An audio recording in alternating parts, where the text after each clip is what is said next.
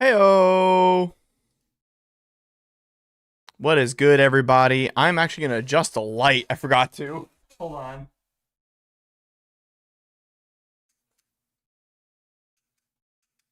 There we go. Be a little better. Solid. Okay. Sorry about that, y'all. What is up? Kage no AI, Zombie, Sir Trekkie. Y'all already know what's up. You are game. Oh, this is hype. How is everybody doing this fine afternoon?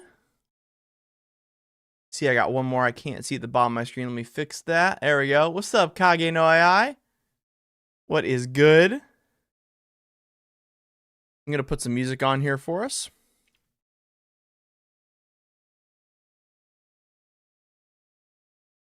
There we go.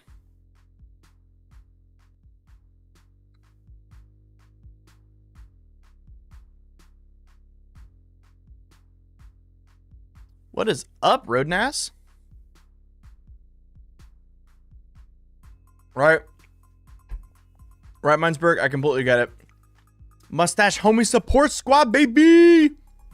Oh, man, I am so freaking excited for today's stream. It is ridiculous. One of you sent me a war crime. I need you to understand this. One of you sent me a war crime. Restart. I built a budget Kefka deck you made, and my friends love me for it. Ah, good. I'm glad to hear that. That list is really fun, isn't it? And there's a lot of upgrades you can do to it. Like, there's so many sick things. Someone said Eternal Guideronis.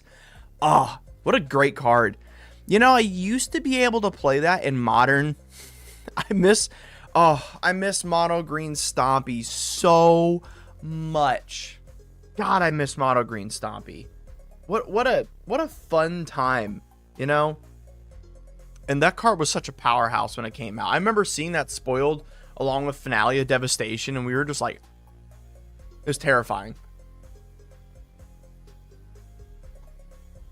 My cat does war crimes all the time. Yeah, my cats beat the living hell out of each other. Kefka Schmefka hit me with my King Kuja. Agreed. You know, this last weekend, a week and a half ago, I played at a tournament and some guy showed up with my CDH Kefka list. He was wearing full clown makeup the whole tournament. It was disturbing. Bro was extremely committed to the bet. All right, y'all. We got 15 minutes to chat before we get into the deck tech talks.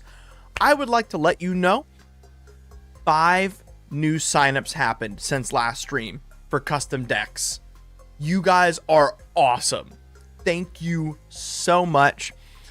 Also, some of you actually sent me normal decks to make for once. It wasn't like, hey, by the way, I would like my friends and family to quite literally put me on the FBI Most Wanted list after seeing this deck.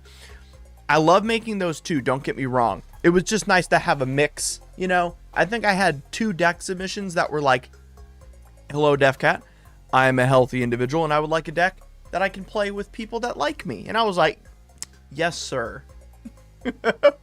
What's up, Tyler Kemper? What is up? Welcome back.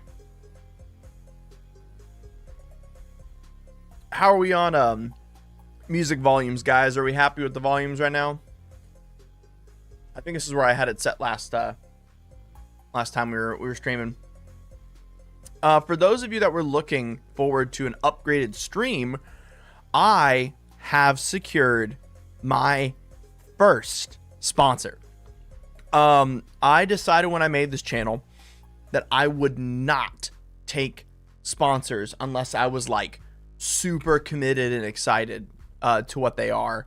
They're not up yet, so I need to make sure not to say it, but all I will say is I sponsored with a local it's a local charity coffee chain.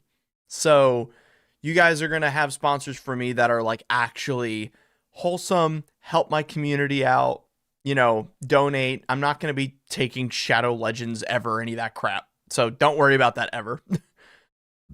I'm building a Gimli Mournful Avenger deck, and it seems really strong for a commander that doesn't get a lot of attention. Yeah, I can agree with that. I think it's a portion of the fact that certain decks work best in certain brackets. And if you want to know more about that, I think either today or tomorrow, the video of me and Maldhound going over what types of decks should be in certain brackets are going to be, it's going to be on his channel. I put Ghostly Prison, Propaganda, Norns, Annex, Revenge of the... Hold on. Okay, I'll keep reading now. Revenge of Ravens and my Y'shtola deck because of you. Thank you. Kami Boy. I believe if you would, that deck you just talked about, I'm actually making a video for one this Friday all about wanting players to attack you. It's like the opposite of goad and then punishing when they do. Very excited for that. So I'm sure a lot of you guys have watched my reverse landfall deck, deck tech and everything like that. But I've got another crazy cracked one coming. Joseph Woodward, thank you. Yeah, the integrity will always be here. I work. So we are currently in the third month. So May 12th was my first month. So hold on. How long have we been doing this? Let's Google this. How long has it been since May 12th, 2025? It's been 85 days. We are in the third month of me trying to do YouTube full time. As you may notice, it's going well. I'm very, very thankful. And I promised when doing this that I would 1000%, I would be doing this. I'm going to lower my chair a little bit. The only reason I would do this is if I get to maintain my integrity and I get to maintain being around my family. Because I want to do this to support my family. That being said, month 4, 5, and 6 have massive projects planned in order to make this better and do more. So you guys can be on the lookout for that. That's coming. But I will always maintain integrity in this because I work full time during my weekday with this, and then I will be doing, and then I work a production at my church on the weekends, and I serve specifically volunteering and outreach in my community. So I help people get into homes that are homeless, but I work with families mostly, and then I support volunteer ministries around the world. So a real Christian, not the Bible thumpy, total POS rude ones. So I will always maintain that integrity, always. So Joseph Woodward says, was so into the reverse landfall deck, I actually started ordering the cards for it a few times instead of just proxying. Heck yeah. From what I know, we actually ran TCG Player out of a lot of those cards and spiked a lot of the prices. I think we ended up getting a full buyout on the version of Lotus Cobra that I showed off in the video, which is just mind-boggling. That I don't know if you guys know this. That's kind of like a big thing for a Magic creator, having your first spike on a card because you made a video about it. That's a huge rite of passage. That's when I knew I was like, I can do this full time. This might be a real thing. So that was a big day for me. Kami Boy says, the people I played on Spell Table tried to get rid of me, but couldn't because Aethersworn Canonus again, thanks to you. Let's go. Let's go. I love Aethersworn, dog. I love it. Tyler Kemper says, that's sick app. Good on you to help the homeless families. Real stand up. Thank you. I mean, I 100%, everything I'm doing right now is a gift from you and from God. Nothing about this could ever be done without any of it. I'm insanely lucky. Every day is a gift, and I mean that from the bottom of my heart. I know when we have a little bit. Yo, Kage no AI from the top rope gifting 5 memberships. Y'all, welcome to the kitty court. Nasengun, Revan, Abra Relaxin, Lunch Tray, and Photon Phi, welcome. Due to your benefactor, Kage no AI, to the kitten court. Kagenoi is my biggest supporter, guys. Give them lots of amens, lots of claps right now. Thank you again so much for your continued support. I'm so happy that you guys want to help build this community with me. You are the bomb. Y'all, that means later on in this show today, let me give you a little sneak peek. You're going to be on the kitten court for the Hear Me Out section we got later, y'all. Kagenoi, guys, everyone give them a big thank you for doing that for you. Big thank you. Heck yes. Oh, it's the deck. Oh, you guys got a sneak peek. Oops. I hit the wrong button. Oh my gosh. Y'all, we have 6 members. Now 7 members of the kitten court. We have 7 members. This is big. This is big. And what I mean by big, you know, I'm not going to use streamer talk. What I mean by big is you're going to help make these decks better with me. That's the whole point of the stream. Joseph Woodward says TCG player union bus. Yeah, exactly. Guess what? Joseph, you're already on the money. I've been talking to the CEO of Manapool. He's really easy to reach, by the way. That's not like a flex. Like, you can just email him. He'll respond. I'm going to make sure I'm only benefiting those kinds of charities and those kinds of businesses. Totally on it with you. Hyperion, I pulled a full art Kefka day 1 and I've been slowly building him over time. And your video is very good and informative for the different avenues you can take to build him. There's a lot of ways you can build that commander. A ton. I love putting anger in it, though, no matter what build you're doing. Put in anger and... oh, ETB, discard anger, attack in because anger gives you haste in the graveyard. So good.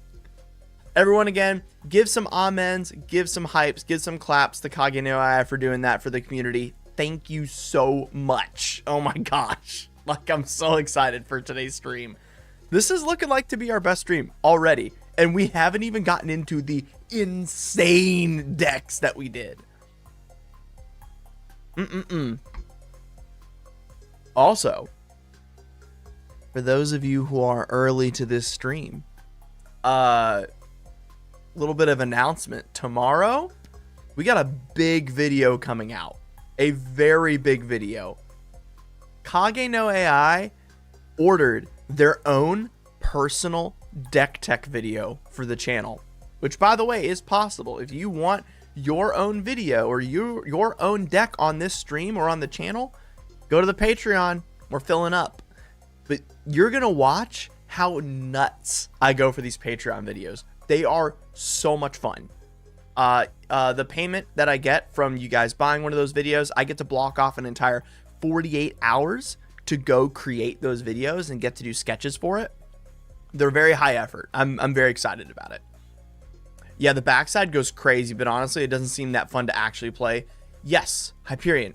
I don't flip Kefka when I play Kefka. That is a I've run out of game plan thing to do. But let's be honest. Your I've run out of game plan things to do, getting to flip your commander into a giant thing that swings and gains you a bunch of cards, that's a really good backup plan, bro. That is a really good backup plan. Like, Kefka is one of the best Grixis commanders for, like, every bracket. You know what I mean? So amazing.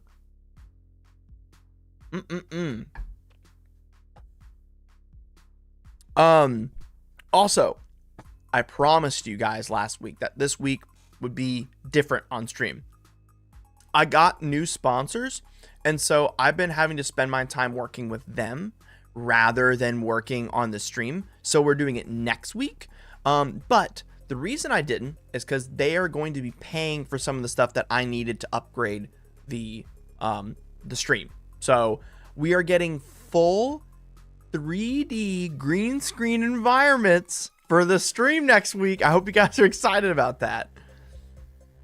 Yeah, oh yeah, super hyped to watch the Green Goblin video after a couple busy days. Yeah, the Green Goblin video was super fun, and honestly, holy crap, dude, look through the comment section on the Green Goblin video. So many of you had so many good ideas for the deck. I'm going to be adding them to the considering section on that deck list soon. Like, you guys had the most bonkers ideas. It was sick. You guys built on it so well.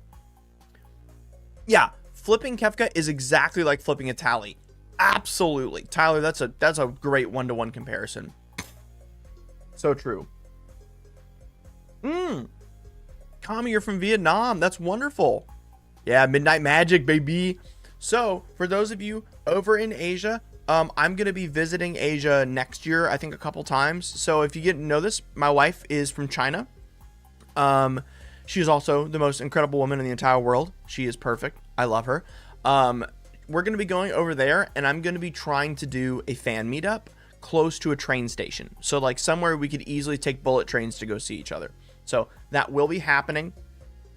It will most likely be China, but I'm not excluding other Asian countries because her family pays us to go over there. I couldn't really afford to do a trip like that. Plane tickets are like at minimum $1,200-$1,300. That's pretty expensive. Or at least on the current amount I'm making as a YouTuber, I could not do that trip, but I want to. Hyperion, I love building so much that I got an entire sticker cube just so I can save money on staples. There we go. Speaking about sticker cubes, I am planning on doing a sticker cube live stream where I teach how to do the sticker cube, and then I will most likely cut up that live stream and make it exclusively available on Patreon, where people that want to know more about sticker cube can watch me make mine in like a nice edited format. The reason I'm putting it on Patreon, actually, it won't be behind the paywall. It'll be even behind the free subscription on Patreon. But yeah, man, I've been waiting to go to Asia for so long. You'll be there by next year. Thank you. I really do believe that all because of you guys, I'm going to be able to do a lot. And, a heads up, early October, we're going to be doing a massive charity stream that I have planned. I'm just going to go ahead and spoil it for those watching because you are here early. So every stream that you guys get to watch, I will always stick around and chat with you for like the first like 15 minutes to half hour. Just get to hang out, say hi to everybody before we get into the decks. Another thing for those of you that are here early, and this is the privilege of getting here early, I am making an entire custom Magic set. I will not spoil what IP I've chosen to do it for, but it is a video game. That entire custom Magic set will be printable. It'll be free. And all proceeds from the video I'm making will go to charity, as well as I'm going to live stream myself trying to 100% complete the video game in one sitting. I will most likely have to sleep on that stream because it will probably take me 3 days, and I will never turn the stream off for 3 days straight until we've met our donation goal for the charities I'm going to be working with. So just a heads up for that. Yeah, Sir Trekkie, I'm so glad you've been enjoying the sticker cube.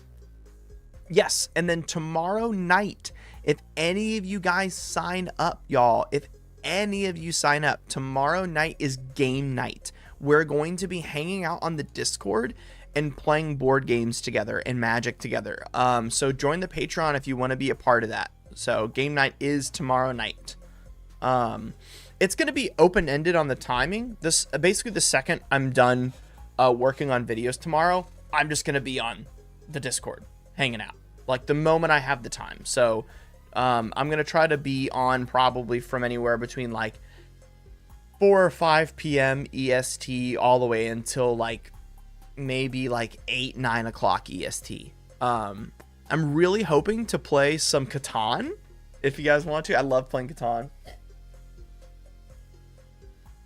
I sold back like $50 and selling back my Spellslinger staples. Nice. And then Joseph Woodward says, finally, in 1992's Yoshi cookie for the NES set. I do have an NES. You know, if I figure it out, I will stream myself playing on my CRT. I do have a insanely nice CRT setup that you guys can't see off screen. over about, I think 4 years ish, about 4 years, I've been building a collection of retro games that I get from like Goodwill and other places like that. The most expensive one I own, or the most expensive game, is either, or sorry, not most expensive. I'm sure some of these are more expensive now, but the most money I've ever spent on a game, I think, was an original in the big box. Why am I forgetting the name of the game? An original in the box PlayStation 1 Kingsfield. I think that's probably the one I spent the most money on. I think I spent $80 on that. I spent $80 on an original Godzilla PS2 game from my childhood I couldn't find. Kageneo, you said, I love playing Catan. My wife does not like me playing in Catan. Yep, my wife will not play Catan with me anymore. Right there with you. Yes. Oh, y'all. You think you're into PSP? Let me show you something. I don't, obviously, so, a little backstory. Before I had committed to making this channel all about Magic the Gathering, I thought about making it about retro games a little bit too. Here's my fully custom PS Vita. It's a PSP 1000 with a Evangelion debranding on it. You can even see my DefCat logo on it. So this thing has a terabyte of storage, uses USB-C, has a triple size battery, and has every single game made on the PS2 or anything lower downloaded on it. GameCube, Game Boy, DS, PSP, PS Vita, PS2, PS1, you name it. It's on here. And then I have original 2004 original 2004 titanium ear clip headphones, the first generation of Audio Technicas to come to America, I think. All of this was thrifted. Every single bit of it was thrifted for like, I think the Vita was like, no, this is my childhood Vita. Sorry, I didn't even buy that. That's my childhood one. I bought that with my money working at GameStop as a kid. I did work at GameStop. That was my first job. And then the headphones were at a garage sale. But yeah.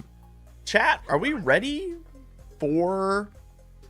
We ready for some decks? Is everyone excited for some decks? Can I get some amens if we want the decks?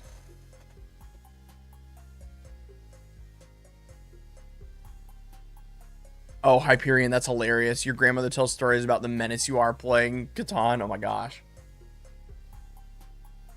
Yeah, Kami. PlayStation or PS Vita 1000 OLED with glass. That right there is a 100% holy grail. We got an amen from Nick. We got a Sir Trekkie hyped.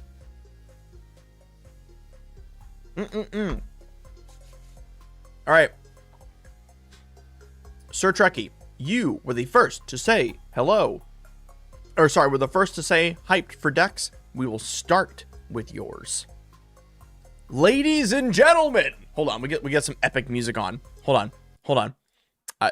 Let's go into my giant repertoire of old video game music I made when I worked at Paramount.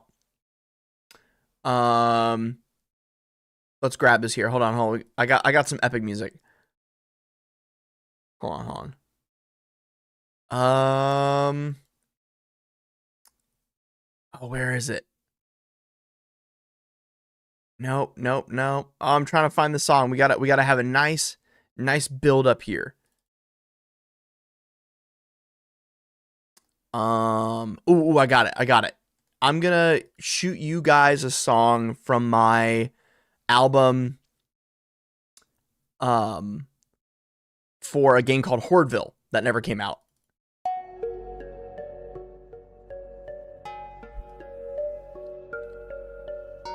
In a land long, long ago, once spoken onto the plains of Magic the Gathering, we were once indoctrinated by the people of Ravnica. A part of Ravnica was Gruul. A large, menacing society filled with large creatures, ravenous agendas.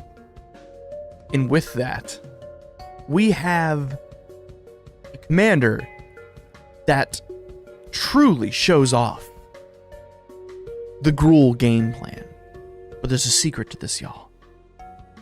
Not only does Gruul truly stand the test of time as the premier aggro. Get out of here, Boris. We do this with a little bit of tact. So everyone, I introduce to you today's first deck, submitted by Sir Trekkie. Oh, wrong button. Barbarigmos Enraged. Welcome to the first deck of the stream, everybody. We are going to be talking about Barbarigmos Enraged, submitted by Sir Trekkie. They asked for a fun Barbarigmos list. The sub-theme is self-mill extra combats. How we feeling about that? Self-mill extra combats. I feel like that's a tasty one right there. And not only are we going to be doing this, we are going to be at a bracket level 2. Bracket level 2. And yes, Tyler, you were correct. Look at that. Love to see it. Tyler, you're also like the best at guessing things on the stream. It is hilarious. You are always on point with this. Y'all, we are going to be going over a deck that I would like to say is inevitable.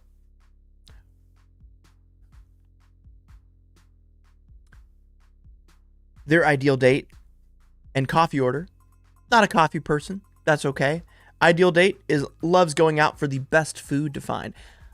Highly suggest getting into Korean barbecue. If that's your thing, if you like a lot of food. Highly suggest it. So, Barbarigmos Enraged reads 4 red, green, legendary creature Cyclops, 7/6. Whenever Barbarigmos Enraged deals combat damage to a player, reveal the top 3 cards of your library. Put all land cards revealed this way into your hand and the rest into your graveyard. Discard a land card. Barbarigmos Enraged deals 3 damage to any target. So, that means if we have 40 lands in our hand, 40 lands, we win the game. Discard all your lands, kill all your opponents. Oh yeah, Revan, Asian barbecue with the family, that's it. There's a southern hibachi place near me called the Hibachi Pit, but instead of the smoke pit that everyone goes to. I just took my family there for their birthdays. Oh, yes.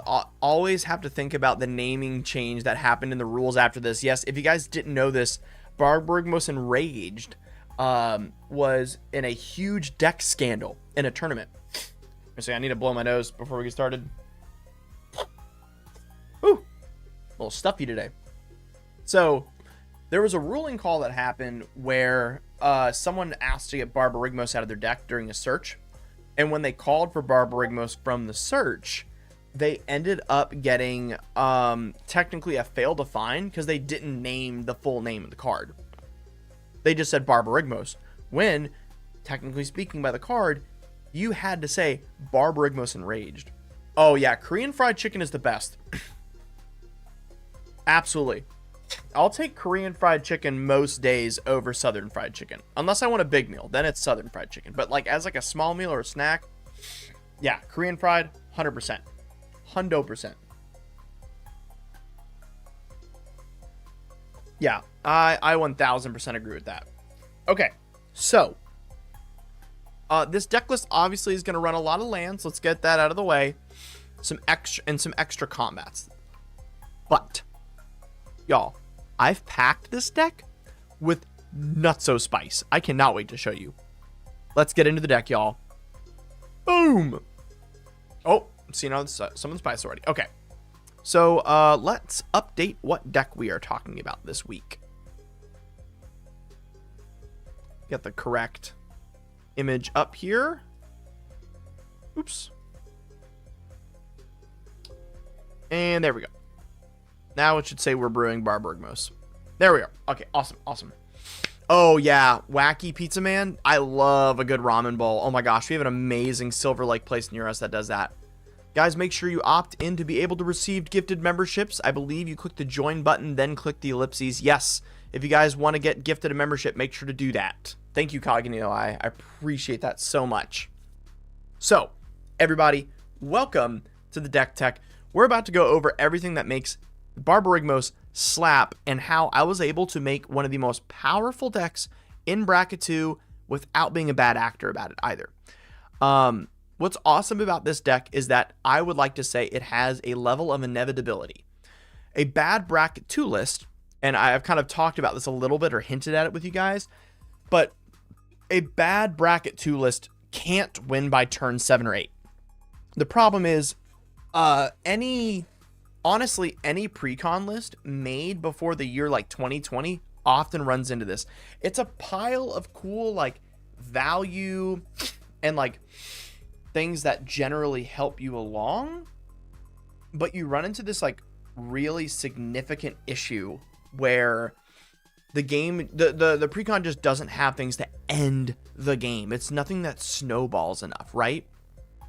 Oh yeah, bento, 100% underrated. I love getting a takeout bento box. Those are incredible. So, when we talk about Barbarigmos, you either need enough lands in the deck to discard in order to finish the game out by discarding cards, and then through discarding cards deal enough damage to your opponents. But there's actually some other shenanigans that Barbarigmos really enables. So, you asked me when you submitted this deck to make sure it had a self-mill game plan. So let me make sure you know that I stuck to what you wanted first. Ooh, Ramune? Oh, dude. Going to an Asian place, popping a Ramune and sitting back. Oh, yeah. Big time. I'm personally a big fan of sake and a big fan of rice wine, so that's what I always get. Yeah, and the lands in old precons used to be a lot slower. Very, very, very true. So, let's look at what we're packing. Aftermath Analyst. Whenever this creature enters, mill 3 cards. For 4 mana, return all cards from your graveyard, all land cards, to the battlefield. Yeah. Yeah. So sorry I'm working at a step away. So this is self-mill and extra combats. Correct, Tyler. That is correct. That's what we're going for. So Aftermath Analyst, good self-mill. Let's keep going on the self-mill here. I've put in Death Bonnet Sprout. For a single mana, you're going to be able to mill a card on every upkeep, helping with your self-mill. And then, actually, Kami Boy, worse than tapped lands, it was lands that bounced a land to your hand and came in tapped. Or made you pay mana so they didn't get destroyed when they came in. Yeah. Yeah. So, we have Aftermath Analyst as our first one. And then our second one is Death Bonnet Sprout. Death Bonnet Sprout then flips over. At the beginning of your upkeep, you may exile a card from your graveyard. If it's a creature card, you get to put +1/+1 on it. But we mostly care about the front side milling us. Very helpful, and it's a great 1-drop to start the game off. Tyler, you said Sake is so good. Just like Aftermath Analyst, I run the card in my Nethroi Reanimator. Yes, Nethroi is amazing. One of my favorite decks, honestly. Keeping on the self-mill here. Whenever a land you control enters mill a card, Ice Till Explorer does a billion things for us in this deck. Ice Till Explorer, one of the best cards you can pull from the new set. It's incredible. An incredible card. Definitely pick one up. Definitely pick one up.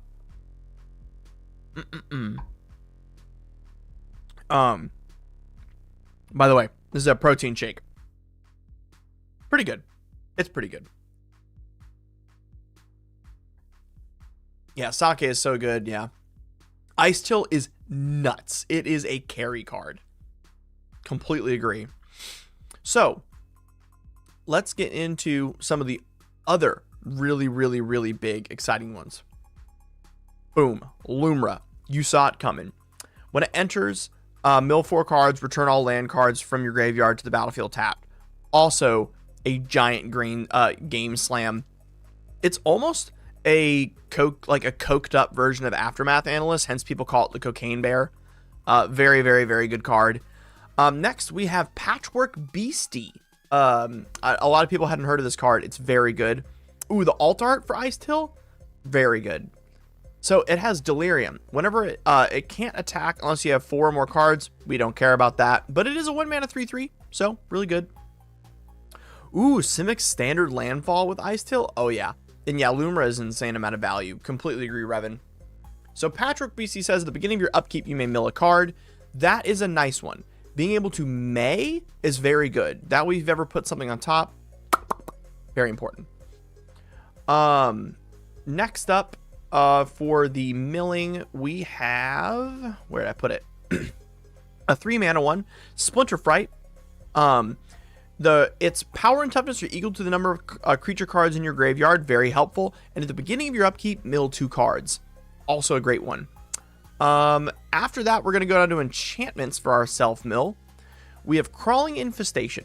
At the beginning of your upkeep, you may mill 2 cards. Whenever 1 or more creature cards are put in your graveyard from anywhere, create a 1/1 green insect. This ability triggers once a turn. We just care about the self-mill for the most part, but making insects is always nice. Having blockers up, because we're not keeping blockers back in this deck. So those are very helpful considering we're going to be attacking a lot. Crawling Sensation. Literally the same card. Literally the same card. But it's land cards instead of creatures. Crop Sign. Another awesome original 1 green from Innistrad. At the beginning of your upkeep, you may put the top card of your library in your graveyard. And then it has a cool Delirium Sacrifice here. Sacrifice Crop Sigil. Return up to 1 target creature card and 1 land card from graveyard to hand. Very good. Super nice. And then we also have, I think we had 1 more. Is that it? Yeah, that's it for our mill. Oh, and then we also have Mulch. Sorry. That was the other mill card. Reveal the top 4 cards of your library. Put all land cards revealed into away in your hand. The rest in your graveyard. Super great with Barbarigmos. So, that right there is our self-mill game plan. It doesn't seem like a lot, but it goes a long way considering Barbarigmos already mills us every attack. Now, how do we get the most out of that, you may ask? Defcat, you're talking about the extra combats, right? Buddy. Read the card again. Doesn't just say every time it attacks. It says every time it deals combat damage. You know we about to be giving Barbarigmos double strike, baby. That's right, baby. We have a couple ways to give our Barbarigmos double strike. We have Lizard Blades. Double strike, equipped a creature has double strike. So this thing itself has double strike because it is a creature in itself. And then we're going to be equipping possibly my favorite equipment card in all of Magic the Gathering. Oh, we have our first Hear Me Out. Revan from the Kitty Court is asking us Brass Tunnel Grinder. Let's get into the Hear Me Out.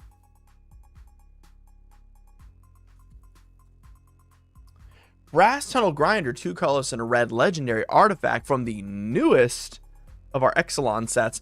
When Brass Tunnel Grinder enters the battlefield, discard any number of cards, then draw that many +1. How you feeling about that, Barbarigmos? I like that already, right? Right, dude? Okay, yeah, we're on the same page here. At the beginning of your end step, if you descended this turn, put a boar counter onto Brass Tunnel Grinder. Then if there are 3 or more boar counters on it, you remove those counters and transform it. Ooh, okay. Okay. We self-mill, so this allows us to do that. Let's look at our transformation. Add red. Whenever you cast a permanent spell using mana produced by Tectulon, yeah. The Searing Rift, discover X, where X is that mana's value. Ooh. This gets cards we don't want out of our hand. It also allows us to discard land cards to our graveyard and possibly get them back. This is looking pretty good. I'm not like 100% on it because we're not on like an obsessive self-mill game plan. So I don't know how easy it would be to transform it. I'm going to need some involvement from the Kitten Court here, y'all. What are we thinking on this card? Is this in? Are we liking it? Are we liking it? I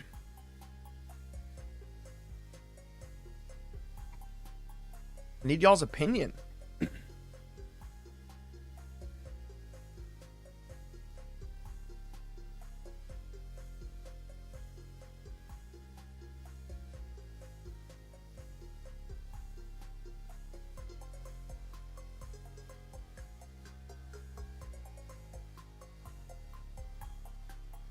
I'm also going to put a hat on. Yeah, we liking it? No objections. So that feels like this is pretty good. Oh, yeah. Kami, you know what you were thinking when you heard Hear Me Out? You were thinking, you were thinking of this Hear Me Out, which is by one of my very good friends. Let me see if I can get them on screen. Hold on. I gotta get a good screenshot of them. Hold on. You were thinking about, hold on. I'm getting it up. You were thinking about this Hear Me Out. You were thinking about Z's Hear Me Out. They're a very good friend of mine. I'm actually going to be going on vacation with Z and John Maldhound soon. It would be definitely considered. Yeah, I agree. I think this one, I think Brass Tunnel, this goes in the considering section. I totally agree. Let's add it.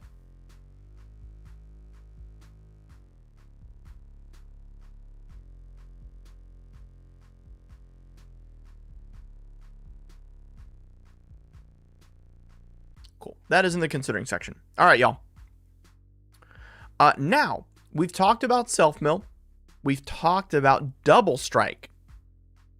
Embercleave, baby. God, you have no idea how much I love this card. This is one of my favorite cards in all of Magic. Like, I think it's one of the coolest things they've ever done.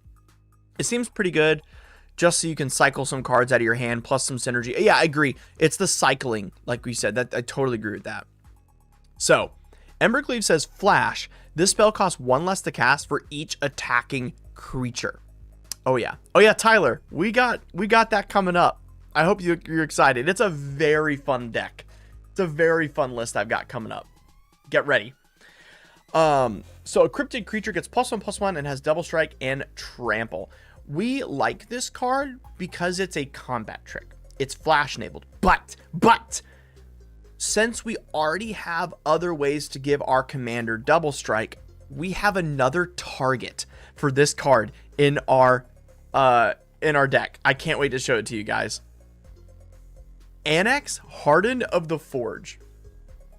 Its power is equal to your devotion to red. Whenever Annex or another token creature dies, create a 1/1 red satyr token with this creature can't be blocked. If the creature had 4 power greater, create 2 of those tokens instead. Dude, Embercleave on Annex is disgusting. So, hear me out. We have Barbarigmos out, right? We give Barbarigmos Double Strike with Lizard's Blade. Right? Lizard's Blades gives it Double Strike, and we have a devotion of red of 3, right? Then we cast Annex. Our devotion to red is now 5. We attack in with Annex, and we attack in with Barbarigmos, and maybe like one of our 1/1s that's been milling us. So we have 3 attackers. That means for 3 mana, we flash in Embercleave on the attack, upping our devotion to red to 7.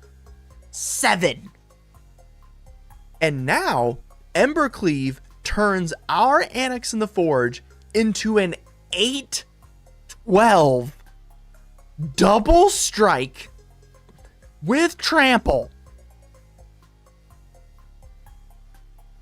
Like, dude. And even if someone kills it, we get tokens out of it. Like, and then we can just equip, you know, Embercleave to something else. It's so disgusting. The Annex Embercleave combo, I'm really shocked it never got banned out of Standard, to be honest. I played it when it was in Standard. I played the hell out of it. I got my first Mythic on Arena doing that deck. What's up, Fabry? We are going over a commander deck that was submitted by one of our viewers through the Patreon. They bought a custom deck. We're going over Barbarigmos. So, here's the big thing. Barbarigmos wants Self-Mill, wants Double Strike. Now we're going to talk to you guys about the ramp package and then the 2 other packages I fit in this deck. So we have the extra combat, we have the ramp, we have the self-mill, we have the double strike. We have one extra package I haven't talked to you about yet. So let's go into the ramp package. We are going to be playing this as an extra land drops deck with some ramp. So the first one we have is Azusa Seeking But Lost. So let's count. Let's get a count going, chat. 2 extra land drops from Azusa. Then we have Courser of Krufix that helps us by playing them off the top of our library. Doesn't give us extra land drops, but it might as well. Dryad of the Elysian Grove. We're up to 4 land drops every turn.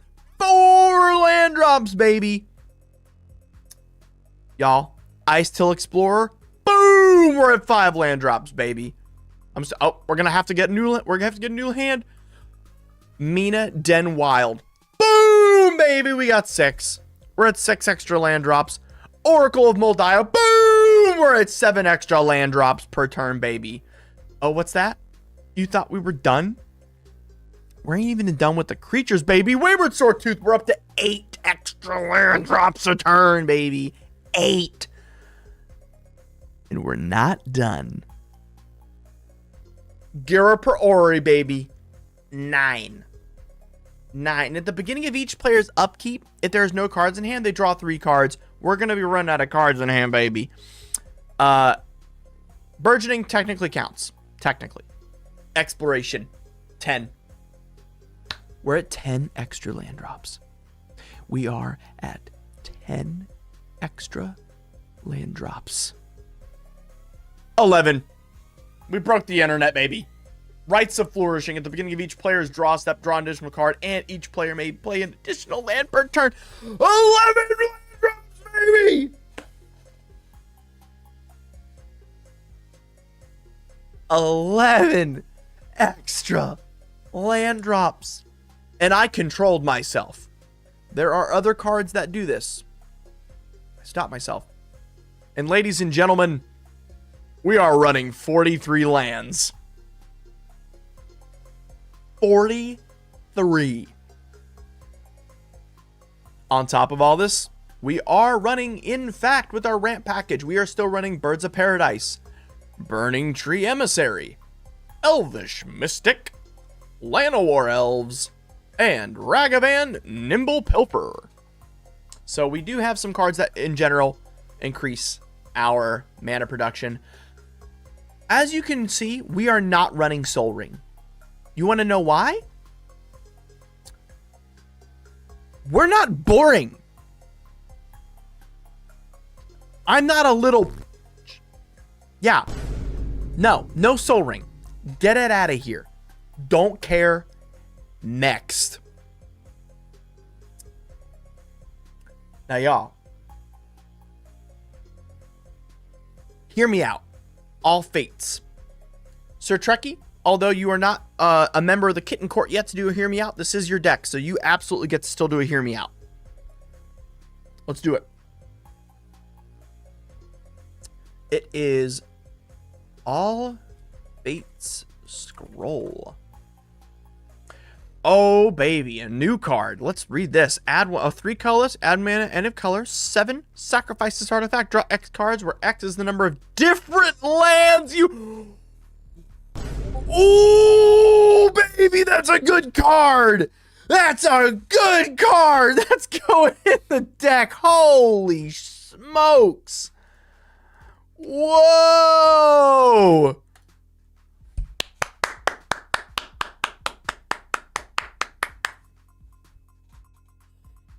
Oh, yeah, dude. Smash the glass. Grab as many land destructions as possible.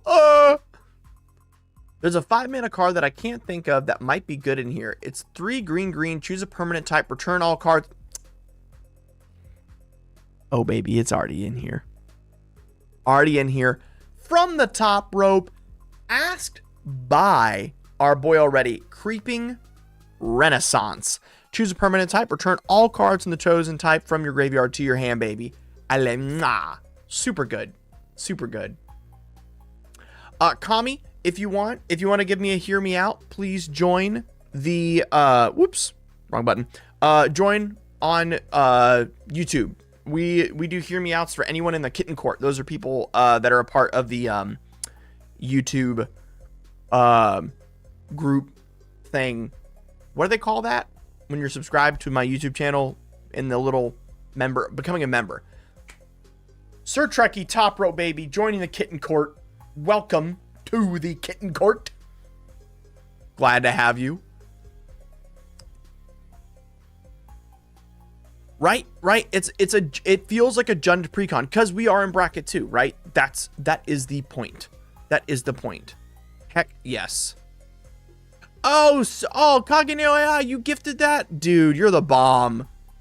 Can we get some amens in the chat for Kageneo AI? Can we get some amens in the chat?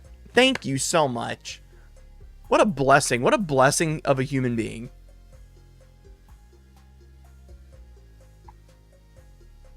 Imagine spreading that much love in one day.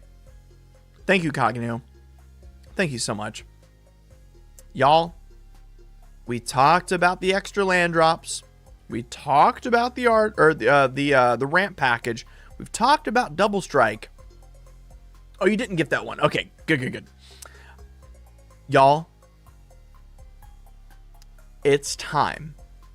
It is time to tell you about the secret package that I put in this. We are going to be running extra combats, and we are not going to be doing boring versions. Revan gifting a membership. Thank you so much. The Kitten Court grows. We're going to be doing so many Hear Me Outs.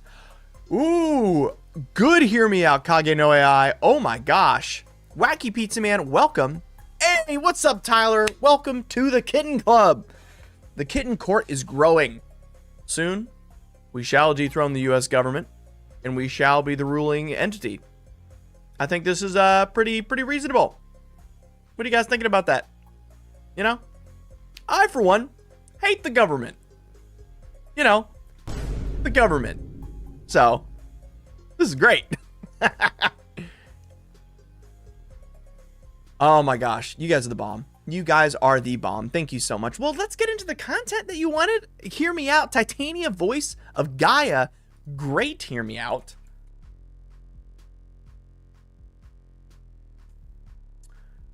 So, if you guys didn't see this when it came out, people were talking about it a while.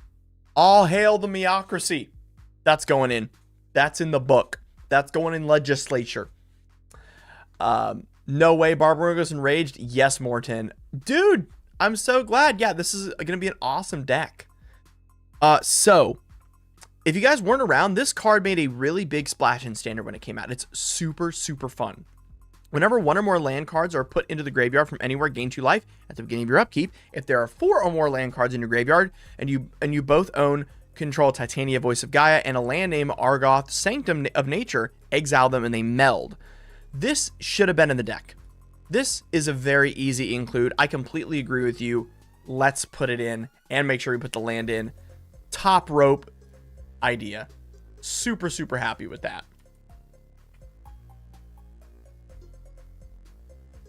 And the land's name is Argoth Sanctum.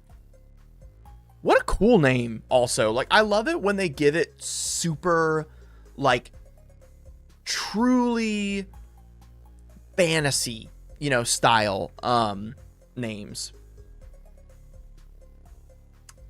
Thank you, Lunch Tray. Let's overturn this government. We had another Hear Me Out. It was Life from the Loam. Ooh. You know what? I think after the certain includes we've done so far, this is the right call. I think this is the right call. I think Life from the Loam is such a good combo piece for Barbarigmos here. Yeah. Big time. Big time, guys.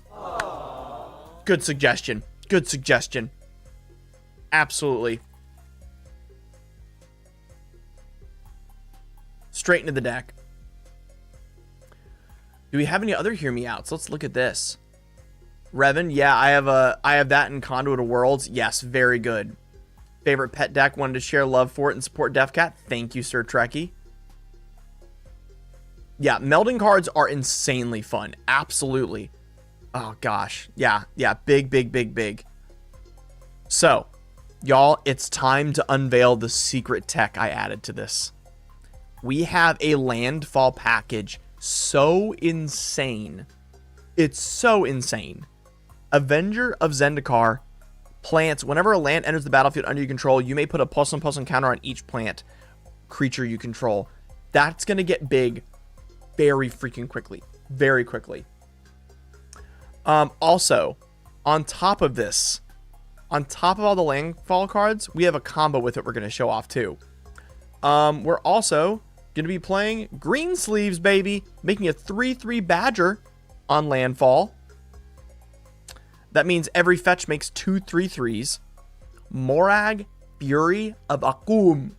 Akum, which I think also, if I'm not mistaken, they have a really cool yeah, there's a promo. Yeah. You should get this oh no, it's not this promo. I think Morag has a really cool promo from Year of the Ox, if I'm not mistaken.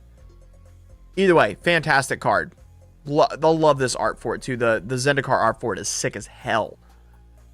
So, whenever a land enters the battlefield under your control, if it's your main phase, there is an additional combat phase after this phase. At the beginning of that combat, untap all creatures you control. Yeah. Insanely good in this deck. Yeah. Mono Green Tifa is a really good card, but I think it distracts maybe a little too much from the deck. But I like Tifa, so we're gonna put it in. Like I don't really know. I mean, extra land drops just go so hard with Tifa. Let's be honest. So like obviously super good, but yeah, we're putting in Tifa. My partner destroys me all the time with Morag. I tasted so yeah. Morag is insane and will 100% give you the salt. Totally agree. Oh my gosh. All right. Let us look at other cards in this list. So, the other landfall we have. Let me grab. Okay. Pilaf, World Sculptor. Whenever a land enters the battlefield under your control, put 4 +1/+1 counters on target plant. Can you imagine all these triggering at once? Like, this is insane. And then, because we're making so many extra creatures, boom! Perforos, God of the Forge. Morton, if you want to do a Hear Me Out, please ask once you become a member. We do Hear Me Outs for a member. So if you have a card that you would like to ask me about, become a member of the Kitten Court, and we will do a whole bit for you. So Perforos is huge here. Next, Rampaging Bailiffs. If you thought I was dumb enough not to put this in the deck, you might have been right, but you weren't. So, Landfall. Whenever a land enters the battlefield under your control, you may put a 4/4 beast token. Let's rewind for a second, y'all. We have 11 land drops. 11 extra land drops in this deck. Can you imagine the torment where if you land this card and then activate Aftermath Analyst? Boom! And then we have Self-Mill. So we've got Anger in the list. So Anger says haste. As long as this card is in your graveyard and you control a mountain, all creatures you control have haste. Barbarigmos, haste. All these creatures we're making, haste. Super good. Super good. Also, one of you go on right now to my Patreon and order an Annex of the Forge, or Annex Hardened in the Forge deck from me. Please. I will cook the hardest Annex deck ever for you. I've been dying to make one. Someone order one. I want to make it. Other land drops. Let's look into this. You know what? Let me pull up my desk a little bit here. I want to be closer to you guys. Let's get a little intimate. Okay. Other land drops. We have Tireless Tracker. We need some, you know, some card draw. So Tireless Tracker really helps out with that. Sir Trekkie, hear me out. Dragon's Breath. Woo! I like the way you think. I like the way you think. All the way back from Battle Bond, baby. That's when I remember getting this. Oh, it's from Scourge, bro? That Scourge art is gorgeous. Hold on. Is there a foil of that? Does Dragon Breath have a foil? from Scourge? I need to know. Oh, dog. That foil looks gorgeous. Holy crap. Okay. Enchanted creature has haste. 1 red gets +1. Whenever a creature with converted cast mana 6 or more comes into play, you may return Dragon's Breath from your graveyard. Oh, dude. Yep. Going in the deck. Y'all, that's cracked. We love that. What a deep cut. Also, you cannot tell me. There's no way in hell this isn't a reference to Studio Ghibli. There's no way this isn't a Studio Ghibli reference. Let me show you. Hold on.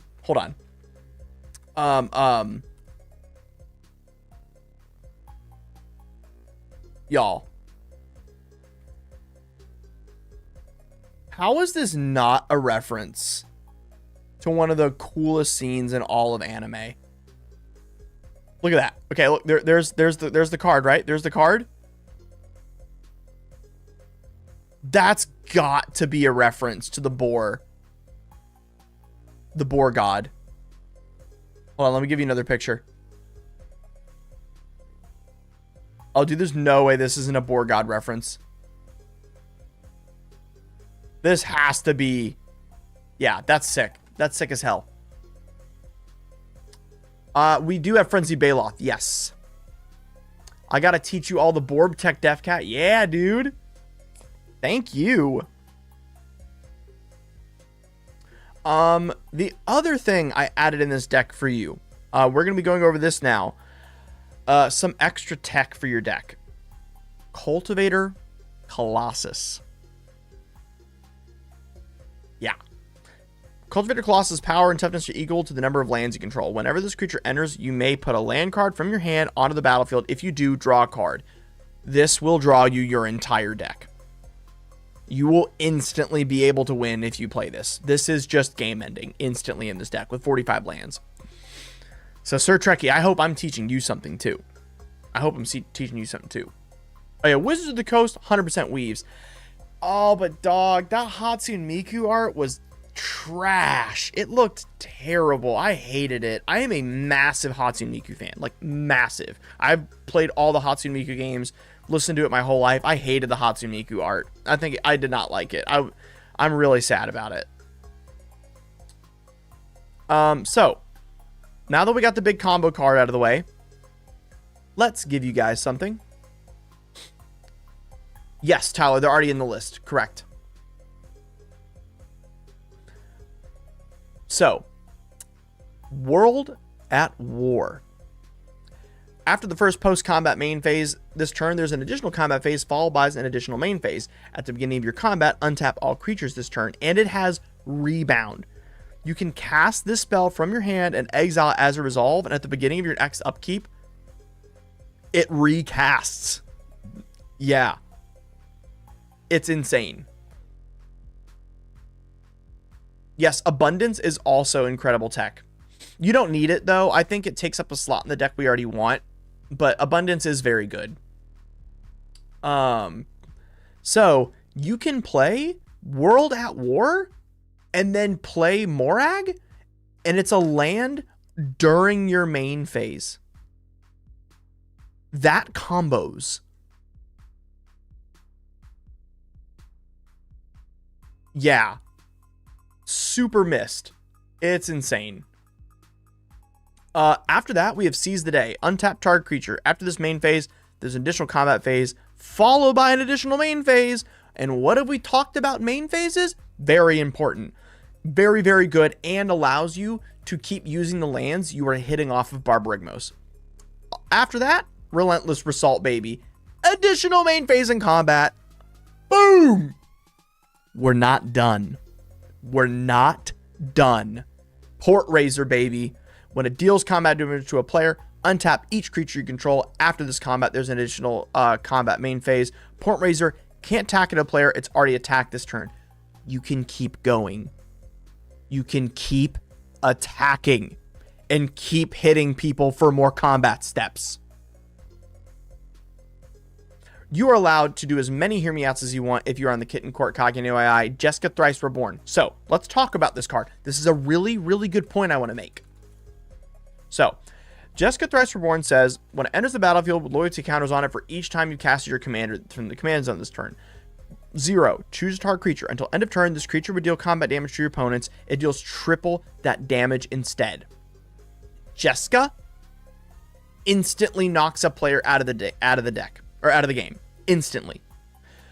Here's the thing. Our deck likes having multiple people at the table. We like having more people to hit. A lot of our cards also even say we need more people to hit. That being said, this card does instantly chunk a person, but we were asked to make a bracket 2 list. Your friends do not want to play a bracket 2 game where someone instantly gets one tapped by someone else's commander if they get lucky and get it out early and they don't have any blockers. It's just a feels bad moment, and I don't want to encourage that in games. This list was meant to be landfall, self-mill, some extra combats, and this card's good, but it won't make friends. And I'm in the business of making sure if you order a bracket 3 or lower list from me and you don't say it's meant to be like rude, I want to make sure I'm giving you a list that's socially fun. I'm thinking about your opponents. You know, is this card the correct call in every way, shape, or form? Yes, it is. Absolutely. If you're not playing this card and you're trying to win, what the are you doing? This card is so good, dude. Like, you got to play it. You should absolutely be playing this card. But this is bracket 2. Let's be a good human being to other people. Next, the last one on our extra combat main phase is... Where did I put it? Savage Beating. It's an instant. That'll give you 1.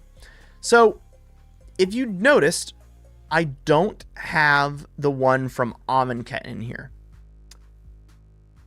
That's because I forgot the name of it this morning when I was doing the final touches. Oh, Orcish Lumberjack was already in my original list. Let me put it back in. Thank you. Thank you, Cognoi. So, Combat Celebrant. Combat Celebrant. What am I doing? What am I doing? Boom! Oh, no, he was in the list. I'm dumb. We're good. It's just the new artwork from Lord of the Rings. I didn't recognize it. We're all good. If Combat Celebrant hasn't been exerted this turn, you may exert it as it attacks. When you do, untap all other creatures you control. And after this main phase, there's additional combat phase. This will chain with your other extra combat steps, y'all. Because you'll untap them. Yeah. Yeah. Yes, we should be running Yavimaya. Let me see if it comes up.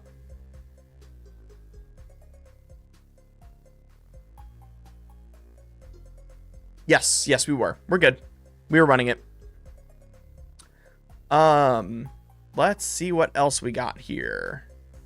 That I put in. Oh, so let's keep you safe. Let's keep you safe. We have an Autumn's Veil and a Veil of Summer package. Very good. We're running Heroic Intervention. It did go down in price a little bit. It's only like $15 now. But y'all, Obscuring Haze. It's only $16 now. Exploration Brood Ship. I've never heard of that card. Is that from the new set?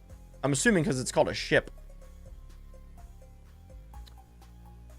Exploration Brood Ship. 1 green. Station. You may play it. Thank you. I need to order that card tonight. Super good. Additional land drop, and then 8. During each of your turns, you may cast a permanent spell from your graveyard by sacrificing a land in addition to paying its mana cost. Awesome bonus. Love this card. Absolutely, we're putting it in. But yeah, Obscuring Haze is also our way to keep our commander safe. Outside of that, oh, sorry, Landfall. Zendikar's Royal. Whenever a land enters the battlefield under your control, create a 2/2 elemental creature token. Forgot about that one. And then Rhythm of the Wild. Creatures, spells you control can't be countered, and they get Riot, meaning they come in with haste or a +1/+1 counter on it. So, Sir Trekkie, 6 is a weird concept here. So let's talk about this for a second. So, 6 says, whenever 6 attacks, mills 3 cards. Very good. You may put a land card from among them into your hand. Very good. As long as you turn non-land card permanents in your graveyard have retrace. 6 in this deck is effectively a secret commander. It's effectively a secret commander. It's so busted in this deck. So the reason I originally omitted it was because we were already looping things so much, I didn't need to double down on it, but I'm thinking it's just too good to omit. I think you're totally right. It's just too good to omit. The lands package. Let's go over lands. So, we obviously added Argoth Sanction.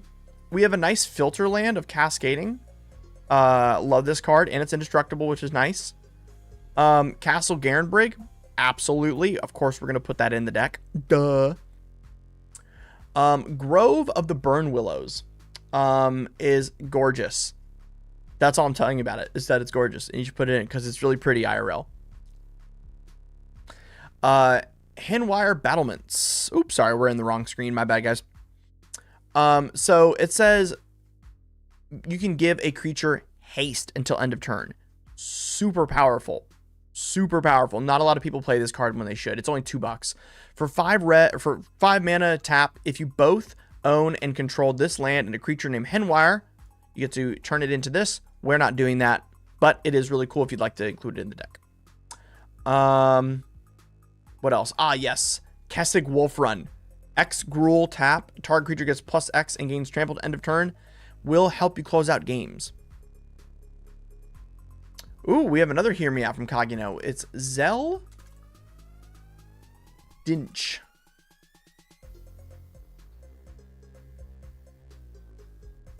Oh, is this not in the deck already? Thank you. Another extra land drop. Yes, we want it. Absolutely. We have Raging Ravine to give you more creatures, like we were talking about earlier. Shifting Woodlands. We're going to be milling ourselves a ton, so we're definitely going to be getting stuff from our graveyard with this. Spine Rock Knoll. You can tap red. You may play the exiled card. It's a hideaway. And it's as long as if an opponent was dealt 7 or more damage this turn, that's literally our commander's power. It works perfect. Just perfect. We are running Strip Mine because we can repair lands from our graveyards very easily. And then we also are running Tectonic Edge for the same reason. And then last but not least, Valakut the Molten Pinnacle. Whenever a mountain enters the battlefield under your control, if you control at least 5 other mountains, you may have Valakut deal 3 damage to target creature player. This activates whenever we hit Aftermath Analyst. Very, very, very good. Awesome, awesome, awesome. We have exactly 5 mountains for this, by the way, in the list. That was our list, guys. How are we feeling? We getting some amens in the chat for this deck? Did we like it? Was it fun? I didn't show all of the cards just because this is still Sir Trekkie's, and I want to keep at least some of it hidden for them, so that way they can enjoy it. But I'm thinking we're pretty happy with this. This was sick. This is a really fun deck, and I think we improved upon the idea for it. You know, I think the extra combats with landfall with this was a really good secondary game plan that also happen even if we can't get our commander out. I feel like the Barbarignos now is more of an accelerator for the deck rather than the like entire deck. Yes, you did see Castle Garenbrig indeed. Yes, Lumra is in the deck. Absolutely. Yes. Yes, Hermit Druid is also really fun, but we're talking bracket 2, so not in this list.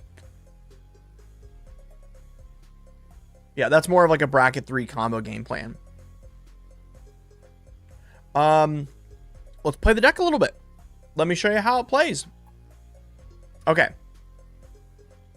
Ooh, a Scoot Storm off the bat. We have 5. Let's see here. We have 5 lands. A little too many lands for me. Oh, much better. Oh, this is fantastic. Wow. Wow, what a hand. Oh my gosh. Yeah. We have an extra land dropper. We have ramp. We have protection. We have something we want to discard. And we got 2 lands. I'm thinking this is a good one. Rhythm of the Wilds is there to give us haste and give us +1/+1s. That's why I like it, but it could be cut. I agree. What do you think about the YouTube channel Distraction Makers? Noritama. I actually know them. So I ran the Kickstarter campaign for Forrest Immel. I know him well. I think that Distraction Makers gives the best advice they can from their like place in the zeitgeist. I think they're respectful of it, and I think they're also very unashamed, which is nice. Obviously don't use any source on the internet as like your prudent voice of truth. Not even me. I will never be the prudent voice of truth. But Distraction Makers is really nice content. I think the only thing I've ever seen from them that I wasn't 100% on was I know sometimes they get an idea for a topic and then they need to do a follow-up episode often on it. And I feel like that time in between the follow-up can be a little awkward because of things hanging in the air that they've said that aren't true yet. Or like not like perfectly grounded in their own ideas. But what's cool is they do make a follow-up episode and they talk about what they'd like to change. So I think they are a wonderful podcast and definitely people worth supporting. And then Forrest Immel is also just an insanely good artist. So, I mean, always support Forrest in his art. I want to preface Hear Me Out with, it may not make friends. You've seen it played. Storm Cauldron. Jail. Storm Cauldron. Jail. I love the way you think. Let's play this out, y'all. We're going to go Verdant Catacombs. We're going to go grab a land here. Boop. We're going to grab a forest land, which, what would that be? Stomping Grounds. Boop. And then we're going to cast our birds. Next, we're going to go Garenbrig. Bunk, bunk, bunk. And we have our Oracle of Moldiah. And then we can look at the top card of our library. Let's view the top card. Oh, it's not a land. Oh, we forgot to shuffle. My bad. View the top card. Life from the Loam. Ooh, that's what it's going to be next turn. Okay. Anything else you want to cast? I don't think so. I think we're good. Okay. Next turn. View the top card of the library. Boom. Land, baby. Let's put that onto the battlefield. Tapped. Let's view the top card again. Boom, another land. Onto the battlefield for our additional land drop. Let's graveyard that bad boy. And let's go grab a forest. Which one do I want? Yeah, we'll get Cinderglade. Boom. And then we're gonna cast probably Patchwork Beastie, I think, here. Yep. Okay. Awesome. Next turn, we get to mill if we want to. Let's check the top card of our library. We will mill that. We do not need that right now. Awesome. View the top card. Didn't get a land. That's okay. We are going to Orcish Lumberjack. And then we're going to cast probably Grappling Hook to get ready, if I'm not mistaken. Yeah. Kage no AI with another 5 gifted memberships, y'all. Welcome to the Kitten Court. Kage no AI, thank you so much for your generosity today. You are killing it. Guys, huge amens in chat for Kage no AI. That's huge. Thank you so much. That is so awesome. Super awesome. Amens in the chat, y'all. Fuzzy, I never leave home without my Storm Cauldron. I love it. Welcome to the Kitten Court, y'all. Welcome to the Kitten Court. So, y'all, what this means is by next turn, we have enough to play our commander, attach Grappling Hook, attack in, and on turn 5, 14 damage and milling 3 cards and getting back the lands. Super big. And then we have Life from the Loam to combo off from there. Y'all, welcome to the Kitten Court. If you weren't familiar, joining the Kitten Court means that you get to send in Hear Me Outs. That's when we go over any card that you think should be in the deck, and we get to talk about it and make sure our commander is okay with it. Welcome to the Kitten Club, y'all. Thank you so much, Kage no AI. You're killing it today. You are killing it today. So, y'all, we finished the deck. How are we feeling? How is Barbarigmos Landfall Extra Combat Double Striking? How are we feeling about it? I'm gonna sip my coffee. See ya, Kage no AI. Thank you so much for coming. What a wonderful time with you. It's a pleasure as always. And if you guys didn't know this already, Kage no AI has signed up for their own video.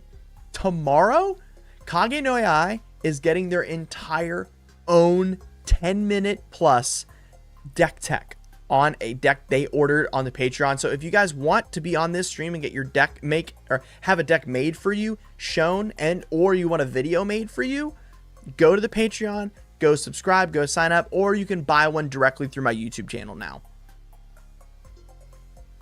Combat Celebrant doesn't work with extra combats like you described. Ash, you are correct on a little bit of ways. So let's look at the ruling for this. So Combat Celebrant says it allows you to get an extra combat step or an extra combat phase by exerting it. When you attack with Combat Celebrant and choose to exert it, all your creatures untap and you get to. So exerting it, as you declare Combat Celebrant, you get to exert it. Untapping the creature. If you choose to exert it, all of your other creatures untap. But an exerted creature will not untap to your next untap phase. So that's how exert works.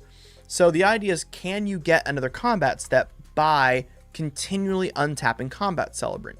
Yes. And I'll get the ruling for that.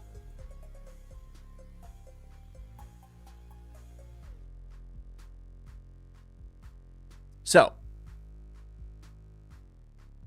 with Combat Celebrant and Helm of the Host or any other way to infinitely activate it, you can get infinite untaps of it. But there is no limit as long as you create a new Toppy to exert, not if you just untap it. That is correct. One last Hear Me Out from Sir Trekkie, Will of the Soul Tie. Ooh, I like it. Let's talk about it.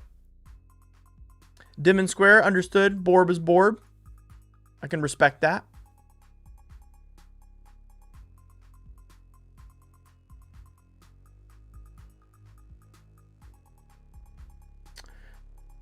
Choose one if you command, and choose one if you control a commander. You may choose both. Target player mills 3 cards. Return all land cards from your graveyard to the battlefield tapped. Put X +1/+1 counters on target creature where X is the number of lands you control. It gains trample. Ooh, it's good. It's good. It's not a slam dunk because we're not an aggressively self-mill deck, but it's very good, and I think goes into considering 100%.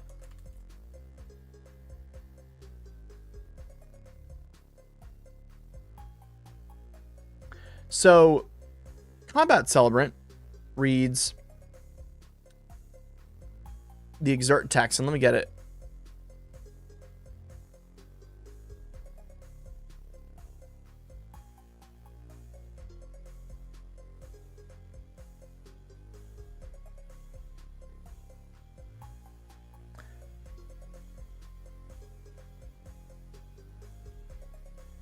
So, the original text says you can't exert it again, right? So if Combat Celebrant hasn't been exerted this turn, then you can keep doing it, right? So what you can do, and what I was trying to explain earlier, is that Combat Celebrant allows you to get an extra combat step, right? There's an additional combat phase. What I'm saying is you can do this within the other extra combats you're already getting. It doesn't mess with them during like an extra main phase. You still bank them. But if you put Helm of the Host onto Combat Celebrant, you can, because it's now a new version of Combat Celebrant.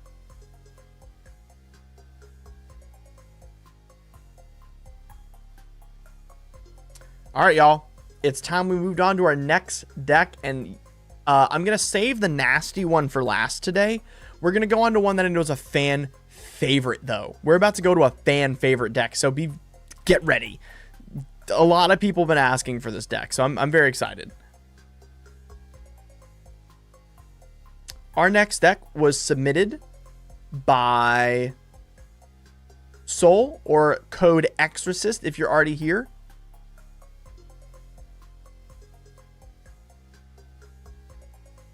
Cloud Strife, also known as Najeela the Bade Blossom Baby. Yes, Nate Sab, you can also flicker it, which is a really awesome way to do that. Because now it's a new object. Correct. Gruul, not great at that. Normally you're going to want blue or white to be able to do that, so it's a little bit more difficult. But also, it's a bracket 2 list that's meant to have fun conjunctions, so we're not going too hard in that direction. It's time for a tournament level Cloud Strife, baby. Yeah, let's go. Cloud Strife, also known as Najeela the Blade Blossom, is the premier WUBRG combat commander. It allows you to take extra combat phases just by tapping for WUBRG. Now, guys, I'm already hearing you. Defcat, CDH Najeela, you think we're supposed to be excited for that? You think this is supposed to be interesting? I was asked to make the most powerful cloud art deck possible. This deck, are you ready? Is everyone ready? Chat? I'm not going to put you in jail. We're going to take you out of jail. Chat. I'm not running Thassa's Oracle. I'm not running Underworld Breach. Not running Ad Nauseam. I am not even running any Infinites. We're only running deterministic loop combat. This is full on combat only Najeela to combat. See what I did there? Combat.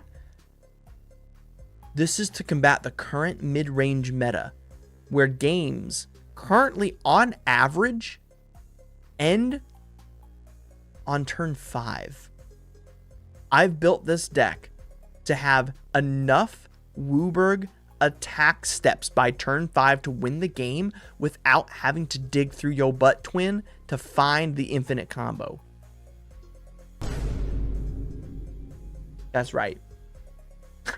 Code Exorcist watching without audio. Can't wait to replay later. Happy. Hey Def, hope you're having a blessed day. G Wild, thank you so much. Abrexion, I hope you're ready. Y'all, let's get into this. Soul Code Exorcist asks for any cloud art at a bracket level for tournaments. The wants and theme, where they love attacking, they love creatures that swing, and wants power. Their coffee order and ideal date is an orange espresso and an amusement park with their fiance. Aww. We love to hear that. We love to hear that. Amens in the chat. Let's get into this deck list, y'all. Let's get into the deck. So, Cloud Strife. Let's make sure we understand this. Human Warrior. Whenever a warrior attacks, you may have its controller create a 1/1 white warrior token that's tapped and attacking. WUBRG. Untap all attacking creatures. They gain trample, lifelink, and haste until end of turn. After this phase, there's an additional combat phase. Activate only during your combat. Are y'all ready? Are y'all ready? Let's make sure we update the image right here. And then we're going to check to see if any of you guys have ordered a custom deck yet. I'm going to go check the Patreon and check the website and see if any of you guys have ordered a deck so we can accurately reflect how many more decks we have left that can be ordered. Let's look through it here. Oh, we may have a new deck from somebody.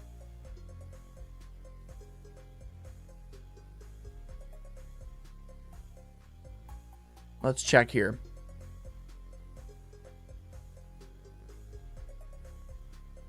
Code Exorcist upgraded their membership from Foreign Emissary to Duke. Boom, baby. Getting a new deck next week. Heck yeah. So that's one. And then let's check the website. Let's see if anyone's ordered a deck while here on YouTube. No new deck orders yet. We're good to go. Thanks for the deck. I'm heading out. My wife and child are home. Have a good stream. Thank you, Sir Trekkie. I appreciate you so much. And thank you so much for coming. I love anti-meta brews. Got a zag when everyone else is zigging. Fuzzy. Absolutely. Let's get into the deck. So, Cloud Strife, that's what we're going to call it, not Najeela, is very, very, very good with any creature that makes treasures. We already know this. So, what is every Najeela list not doing that they should be in order to do that? That's right, y'all. Everyone else's Najeela list is cramming things like this into the deck. Well, let me show you. Look at all this schmuck. Ugh, Brain Freeze, Demonic Consultation, Intuition, Savines, Mystical Tutor, Lion's Eye Diamond, Tainted Past Oracle, Underworld Breach. Don't need it. You know what we do need? Run extra win cons. Yeah, just run new win cons. Why do you need combos when one creature does the trick?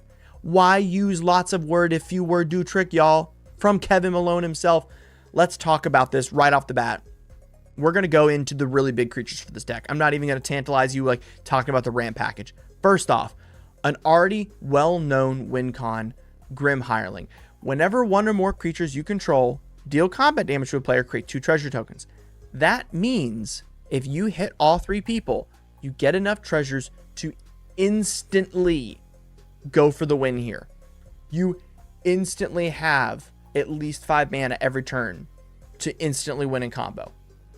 Next combo creature we've got, y'all, Professional Facebreaker. Same thing, except it only makes 1 treasure, but often that's what gets us there already. Everyone goes like, it's not enough. You just need 2 more mana. 2. If you've been swinging all game like this deck is supposed to, you already have a lot of creatures. 2 combats will probably kill the table. You'll probably already get there, dude. It's that good. That and its card draw. After that, in order to give us more creatures, more combats, and make the game even better, like I was talking about earlier, we're going to have Ragavan making ourselves a treasure on attack. We have Samut drawing us extra cards, which normally gives us more mana. Lotho giving us a lot of treasures on other people's turns. And then, of course, one of the few unmistakable, normally this can go infinite, but often it just gives you extra mana too. That's why it's not an infinite loop, it's deterministic, is Derevi. Whenever Derevi Imperial Tactician enters the battlefield or a creature you control deals combat damage to a player, untap or tap target permanent. This allows us to untap our lands, such as Command Tower, to get all the mana we need to instantly win. Obviously, you need a land that makes every type of mana to do it, though. So, just very important thing to talk about. After that, we're going to go into a little thing. Now we've talked about the creatures that give us extra steps, right? That was pretty good. All of that made sense to you, right? Instead of running all of these combos in the deck, Thoracle, all this other stuff, let's just go get the damn creatures. Eldritch Evolution. Instantly turn your Noble Hierarch into a Professional Facebreaker. Turn your Polywog Prodigy into a Grim Hireling. Y'all. And then for a little bit more difficult spot, but still doable, we got Neoform. Neoform's also going to do the trick. Just go get the creature. Start hacking away. Now, obviously, we want to also be able to tutor him to hand. So we have Eldamri's Call. We are obviously running Demonic Tutor. We are running Diabolic Intent. Boom. Yeah, Taru sadly does make tap treasures, which really sucks. It sucks that that's how that was printed. We're running Imperial Seal. Very easy to use. And then we're also going to be running Vampiric Tutor and Worldly Tutor to go get our creatures. Because that's all we need. We just need our creatures. We're also running Summoner's Pact. I mean, why wouldn't we? Win the game. So this deck versus... Yeah, Agatha Soul Cauldron's really good in Oratama. I do agree with that. That is a really great card. This deck cares a lot more about your creature tokens than most Najeela lists. So we are running Heroic Intervention, and we are running Teferi's Protection. Very important. We're obviously running the Fierce SWAT combo. We're running Dispel. Very good. We want to be able to stop things like Cyclonic Rift from hitting our board, and other people using Fire Covenant. Fire Covenant for us is baller as hell, because guess what? Pay as much life as you want. When we take that extra combat step, we get lifelink. So we're going to get it back. We're going to be safe. We're going to be fine. Another nice cute piece of tech in this that I feel like a lot of other people are currently running, and I think this may come as a shock. Exploration. Extra land every turn to help us get the Wooburg colors we need to activate Cloud. Trust me, in practice, everything I'm talking about just slaps. We don't want people doing things on our turn. Obviously, that's when we go for our wins. So we're running 3 ways to do that. We got Voice of Victory. We've got Ranger Captain of Eos. 4 ways. Ranger Captain, Kutzel, and last but not least, of course, we're running Grand Abolisher, which... should have been in the list. Sorry. I must have deleted it on accident with a misclick earlier. A Grand Abolisher. We're going to be drawing cards. We're going to be running Timna in the list. Also, come on, who doesn't want more Final Fantasy art in their Final Fantasy deck? Come on. And then Ragvan also, Final Fantasy art, also gives us the treasure. So good. We're running Tinderwall and Simeon Spirit Guide in order to get Najeela out on turn 2. Very, very, very important. So we want that. Or turn 1, depending on what land you get. We're running a Noble Hierarch, as well as Ignoble Hierarch in order to get that extra mana, and also helps us with the mana we want. Elder Spirit Guide, Elves of Deep Shadow, Deathrite Shaman, Delighted Halfling, Birds of Paradise, and Avacyn's Pilgrim are the rest of the ramp package. So if you guys haven't already heard about this, there's an awesome video by Rebel that talks and explains what type of ramp you should have in your deck. This is a 3 CMC commander. That means we only want to be running 1 CMC ramp. That's it. That's why we're running it this way. We should not be running more than a single Arcane Signet. That is the only 2 CMC artifact we should be running in this deck. After that, it's just Chrome Mox, Lotus Petal, Soul Ring, Mox Diamond, Mana Vault. That's it. That's all we want to help us get Cloud out by turn 2. Because if it's a 2 CMC card, it doesn't do us any good. Now it's still out turn 3, just like if we had a land. We're obviously running the One Ring for protection. Yes, Rebel's awesome. I get to hang out with them every now and then when we get at the same con. I can't wait to see them again soon. I have an interview with them from like 8 months ago on my channel too. The other spice in this list version is we are running some black mana acceleration like Dark Ritual, because I would love to get early enough mana to slam a Cyclonic Rift and clear the board. That is a very, very good game plan for this list. Yes, Leyline of the Guild Pack is too slow because if we ever get it in our hand, it just sucks and it's very frustrating. But also, we just normally don't need it, which is really nice. We just don't need it. The deck can perform without it. We're running the regular counterspell package of like Swan Song, Fierce Guardianship, Mental Misstep, Mindbreak Trap, Pact of Negation, Force of Will, and Fluster. That's like the regular package. The only one we added that's new is Dispel, because we don't want to get hit with an instant kill spell. And that's normally the type of kill spells we're seeing. We're normally seeing a Swords to Plowshares hitting our Najeela. Bink, 1 blue mana. Nope. After that, some other spice. We are going to be on Sylvan. We are going to be on Wild Growth in order for some extra ramp. Again, 1 CMC ramp, insanely important. We're running 28 lands in this list, y'all. 28 lands.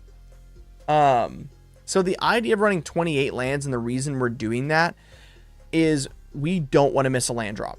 That would suck because we want that Wooburg in order to keep combats going. So you may look at this list and it may seem a little dry bones, but there is a huge bonus to playing this vanilla, like people say. So let's go into the Moxfield play area and let me show you. So, this to a lot of people would look like a giant air quotes bad hand in this deck. This already is exactly what we want in this meta. This is a perfect freaking hand. We have a way to stop breach. We have a way to keep our commander safe. We have a turn 1 ramp spell for turn 2 Najeela, and we have an extra turn spell to finish out the game. And then we have land drops every turn after. Instantly snap keep, instantly good. So we run out Tropical Island, we do Chromox, we do Final Fortune, bing bing, Sylvan Library. Instantly we're ahead of the game. Next turn, pay 8 life. Go down to 32, draw 3 cards. We're gonna run out our Badlands, bink bink bink, and we're going to pull out Najeela. We're good to go on turn 2, and now we have counterspell backup if anyone's going for anything. Next turn, and this is what most Najeela lists don't do. So we're gonna pay our 8 life. We're gonna go get our cards. Let me zoom out a little bit because this is a big deck. Okay. We play Scrubland. We now have access to every single color. We have black, we have white, we have blue, we have green, and we have red. We now have all of Wooburg. Plus we have our Chromox, right? Most Najeela won't do what I'm about to do. They would ETB Derevi right now. Right? They would ETB this, it would untap. You would attack with Cloud. You would make a warrior token. And you'd untap this land. And then you'd like play Noble Hierarch afterwards. Right? Bad idea. Very bad idea. That shows you have Derevi and you have the combo in hand. You're going to freak people out. This is how you actually play this out. Lotus Petal. Wooburg. Attack. So you make the Wooburg during attack. Make your token. Make your warrior token. And then instantly take another combat. Make 2 more warriors. By the way, we were just talking about distraction makers earlier, guys. Warrior token by Forest Immel. Owner distraction makers. Okay. It is now sorry. We're on turn 3 here. Let me click take next turn. And then put that back. So this was our turn 3, right? So currently in hand, we have counterspell. We can help the turn and we can politic to slow the game down. Very, very, very good. We win next turn. Because of this choice we just made, we win. So let's go to our next turn. Next turn, pay our 8 life. Bink, bink. Draw the extra 2. Bayou. So we have Force of Will, Fierce Guardianship, Mind Break Trap backup. So we slam the Derevi because we have it. White, blue, and our green. Slam Derevi. They try to counter it. We Fierce. They try to counter it. We Force of Will. They try to counter it. We Mind Break Trap, baby. Boom, boom, boom. We got the backup. They still hit the Derevi. They still hit it. Let's just say that happens, right? We're going to play Tarnished Citadel's Land Return. Also, we gained 4 life last turn from our attack, right? Watch this. Summoner's Pact. Grim Hireling. Boom. Attack in. Get our 6 mana. Go infinite. Win the game, baby. And if we were trying to play a normal combo deck, that wouldn't have been possible. We wouldn't have been running Summoner's Pact. And we wouldn't have taken the extra step last turn that we did. That gave us life, gave us extra warriors in order to go infinite. That's what's so tasty about this list. But let's make sure that wasn't a fluke. Let's run it back. Let's run it back, y'all. We have a D-SWAT, we have a Snap, and we have Polywog. Sadly, we only got 1 land. If we would have gotten a second land, this would have been cracked with Exploration. Not getting it makes us hard, so we do have to put this one back, sadly. We have 2 lands. Chroma. Oh, guys, what a nasty hand. This is nasty. Okay. Let's say we're in seat 1. We have nothing for this Mockingbird to do yet. We're just going to say that's how this works, right? We're going to draw. We're going to play Mana Confluence. We're going to play an artifact. We're going to put Mockingbird under it. Tap, tap. Arcane Signet. Tap. Delighted Halfling. Boom. Lose 1 life. Next turn. Arid Mesa. Crack it. We're going to go get ourselves a Gruul land, which is Taiga, right? Yep, Taiga. Uncounterable commander into extra mana. Boom. Next turn. We don't want to drop the One Ring yet because we don't need the protection, although it looks really enticing. So we attack in with just our commander, giving it Exalted, so +1/+1. Oh, sorry, before that, my bad. We tap out for Samut. We attack in. We make 2 warriors. Boom, boom. And we draw 2 cards.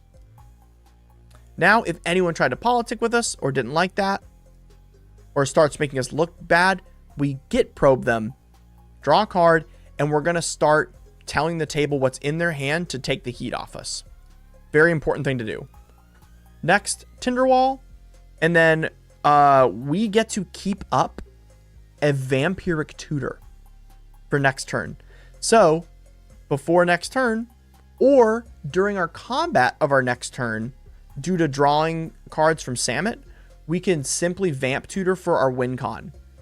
But already we have 1, 2, 3, 4, 5, 6, 7, 8, 9, 10 mana, meaning we already have enough mana on the field on turn 4 due to how we built this deck with extra mana dorks to go in and attack twice, or to have 3 combat steps. So let's say we didn't have the Vamp Tutor. Let's just say this is what happened. We sack the Tinderwall, right? We make everything, and we pay the Wooburg twice during attacks. So let's see what this actually looks like for a second. We attack in, we make 4 new warriors on the first attack. 1, 2, 3, 4. Boom, boom, boom, boom, and we get to draw 4 cards. Now we have Deflecting Swat as backup. We attack in again. How many warriors is that? Now we're at 16. Then we're at 32. On turn 4, the average player's life total in CDH is 28. If you did the math with me just now, that won the game. And we also drew another 8 cards, by the way, from that last part. So now we have Mindbreak Trap in hand to help us out. And a Deflecting Swat. And a Deadly Rollick. Yeah. That's how easy it is. Yes, we cannot... Oh, you're right. Yes. We would have gotten 1 less combat step, Ash. Very good thinking. The Delighted Halfling does not make a colored mana because it needs to be using to cast. So, we're 1 off, but I think this still illustrates a really good point for the deck. But yes, Delighted Halfling can't be used. Very important, and might be enough to want to take this out of the list, but at the same time, an uncounterable Najeela, kind of important. But yeah, that is our Najeela list for the day, y'all. And then we have the most disgusting, horrid, just crime of nature deck next. Is everyone ready? This deck was submitted by Dion off YouTube. Dion bought this list from me using the link below this this stream. So if you guys haven't already, you can go to my YouTube channel and you can purchase a deck that you want, and I'll make it for you and show it on live stream. You can also go to the Patreon and get it at a discount if you don't want to just do a one-time purchase and you want to subscribe. So if you guys haven't already, I need 2 more decks for this Thursday stream. So if you haven't already bought a deck, go get one this so I can make you one this Thursday. We need 2 more decks for this Thursday. Y'all, the most demented, ridiculous deck request I've ever gotten. It's awesome. I'm not saying that as a bad thing. This is going to be nasty. I'm going to read you guys what I was asked to do before I show it to you. All right, here we go. I received a personalized custom deck from Dion. My intro says, welcome to your personal deck order page. Here, you will do your best to describe what kind of commander deck you would like for me to create for you. You can be as specific or as vague as you would like to be with your instructions. You will then get a live deck tech on my channel. Pretty exciting, right? In the bracket power level, I listed 1. Exhibition, 2. Precon, 3. Regular deck or severely upgraded precon, 4. High power, 5. CDH, and I jokingly put full on evil, make my friends hate me, anger. Yeah, they selected that. That was their choice. What theme or feeling should this deck be? Hey, DefCat, I like decks that use wizards, mages, and warlocks. I also like spells that redirect other spells. Excited for any other ideas you have, is my example. The message I got for this deck reads, I just want this deck to be fucking mean. My play group is highly interactive, and we like to push the limits of what Bracket 3 is, like Blood Bond in Bracket 3 for us, as it should be according to Gavin. You know how in a typical game of Commander, there's tension and then a release, like the problem gets dealt with, and then we move on. Yeah, I want none of that. I want this deck to be my complete U deck. The deck when I'm done or I'm losing on a streak and my playgroup deserves a correction. Not like pub stomping, a prim and proper arch enemy deck. Board wipe? I'll rebuild. Kill my commander? Nah. Counterspell. So I'm struggling hard to build a Dr. Edmund deck. Why? Because most constructs in the Roebuck? Absolutely. So I thought of ways to get a Maskwood Nexus out there and Cover of Darkness, Conspiracy type. But in the deck, it needs to function. That or a secret commander deck with a Nala or Saruman at the helm. And it goes if you find Vivi, Kuja, you name it. So, they were struggling with this build. They wanted a deck that would abuse their friend group. Which, by the way, already from reading that,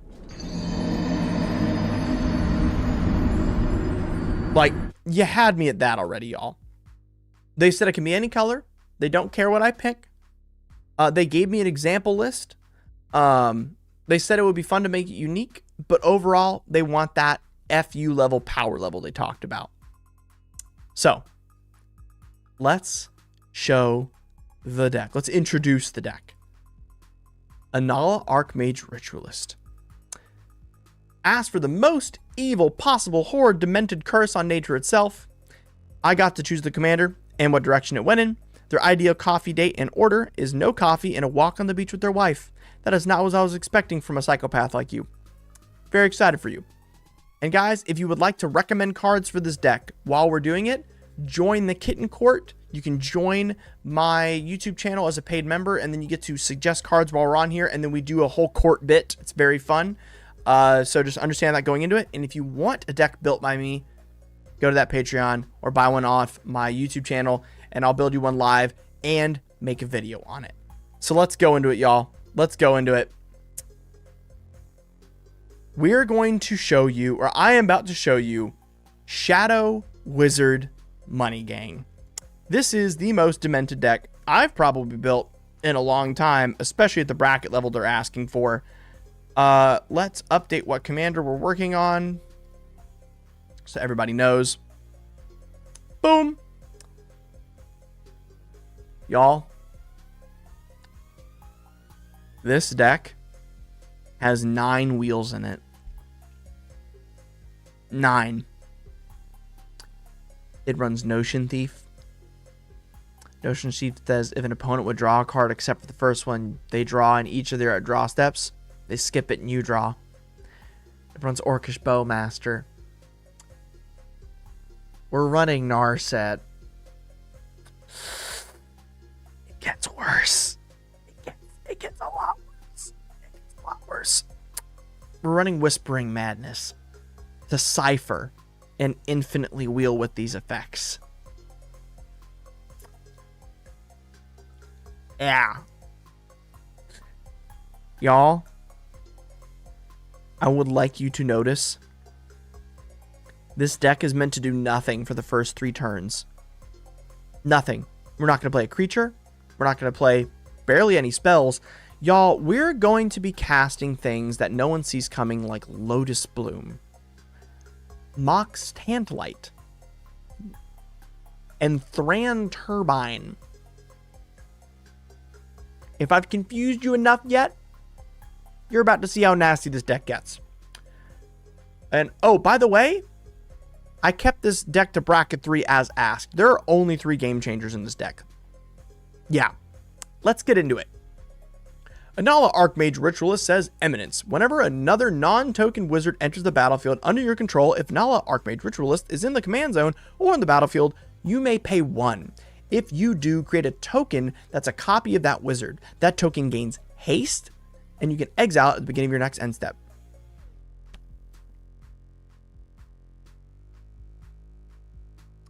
Y'all,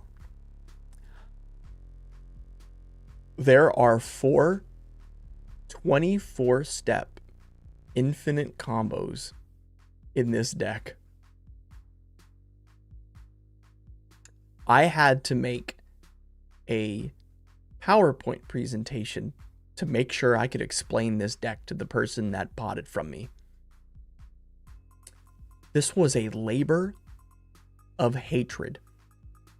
I hope you're excited. 24 spell step combo that starts if you have 1 card. A single creature in this deck wins you the game instantly with 4 mana. You wanted a deck like this? We're gonna have it. I would also take Anala out to anywhere. They look baller. I completely agree with that. All right, y'all. Time to get into the deck. So, here's how this deck works. Stay with me, chat. Stay with me, because we're about to get into it. Cast Spellseeker. Spellseeker, when it enters the battlefield, will trigger 2 different things. 2. Count them. 2. Spellseeker says, when it enters the battlefield, you may search your library for an instant or sorcery card, convert a mana cost 2 or less, reveal it, put that into your hand, shuffle your library. As long as you have 1 black mana open, 1. When you cast this, you win the game. Yep. 1 black, and you win the game. Let's go through the combo. Spellseeker goes and grabs Culling Ritual, which I will make it an English version for you guys so you can read it. Sorry. God, that looks terrible. That's not in English again. Oops. Culling the Weak says, sacrifice a creature, add black, black, black, black to your mana pool. So, if you noticed, a wizard entered the battlefield. That means Anala has triggered. We are going to layer the Spellseeker trigger to go get this card, to go get Culling the Weak on top of the Anala trigger. That means we can then sacrifice Spellseeker to Culling the Weak and make 4 black. We then use one of those black to pay for the Anala trigger, making a haste copy of Spellseeker, meaning we can go get another card back. That means we're going to go tutor Unearth to our hand. It says, for 1 black, return target creature card, convert a mana cost 3 or less from your graveyard to the battlefield. Well, guess what, y'all? We're going to go do the same exact thing again, but instead of Culling the Weak, we're going to go get Burnt Offering. It sacrifices our Spellseeker again, but now there's a copy on the stack that we've made, meaning we can go get another card. That copy is going to go get us Finale of Promise. It is X red red. With that, you may cast up to 1 target instant or sorcery card from your graveyard, each with converted mana cost X or less without paying their mana costs. Now, if you have noticed, Unearth is a sorcery. We need an instant that does what we want. That means we can select Unearth and select Culling the Weak. That instantly recasts both of these cards, gaining us more black mana and giving us 2 more copies of Spellseeker. Those copies go and get us another combo of instant or sorcery cards. Hopefully you're still following me. The 2 instant or sorceries we're going to go get by these new copies are Reanimate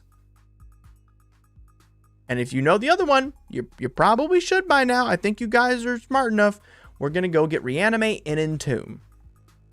Now, we already have black mana floating from all the sacrificing we've been doing. Pretty great, right? We Reanimate, we Entomb, putting a great card in a graveyard, and then Reanimate Scholar of the Ages.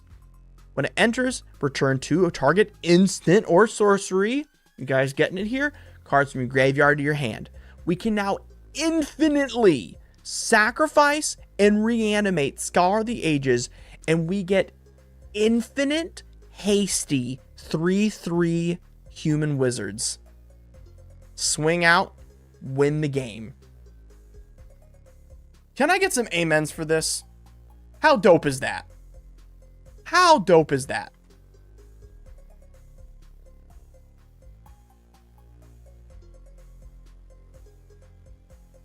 Now guys, oh, hold your applause. Oh, I hear, oh my gosh, it's too much, I'm done. Remember when I said there's 4 of these in the deck? Yeah, get ready for the next one. We're going to do it all over again in a different fashion with Micromancer. Yeah, it's about to get way worse. Brendan, thank you so much for getting a deck. Thank you. I'm very excited to make you one. Thank you for buying one. Did you get it on Patreon or did you get it through the website, sir? Very, very, very excited. Thank you.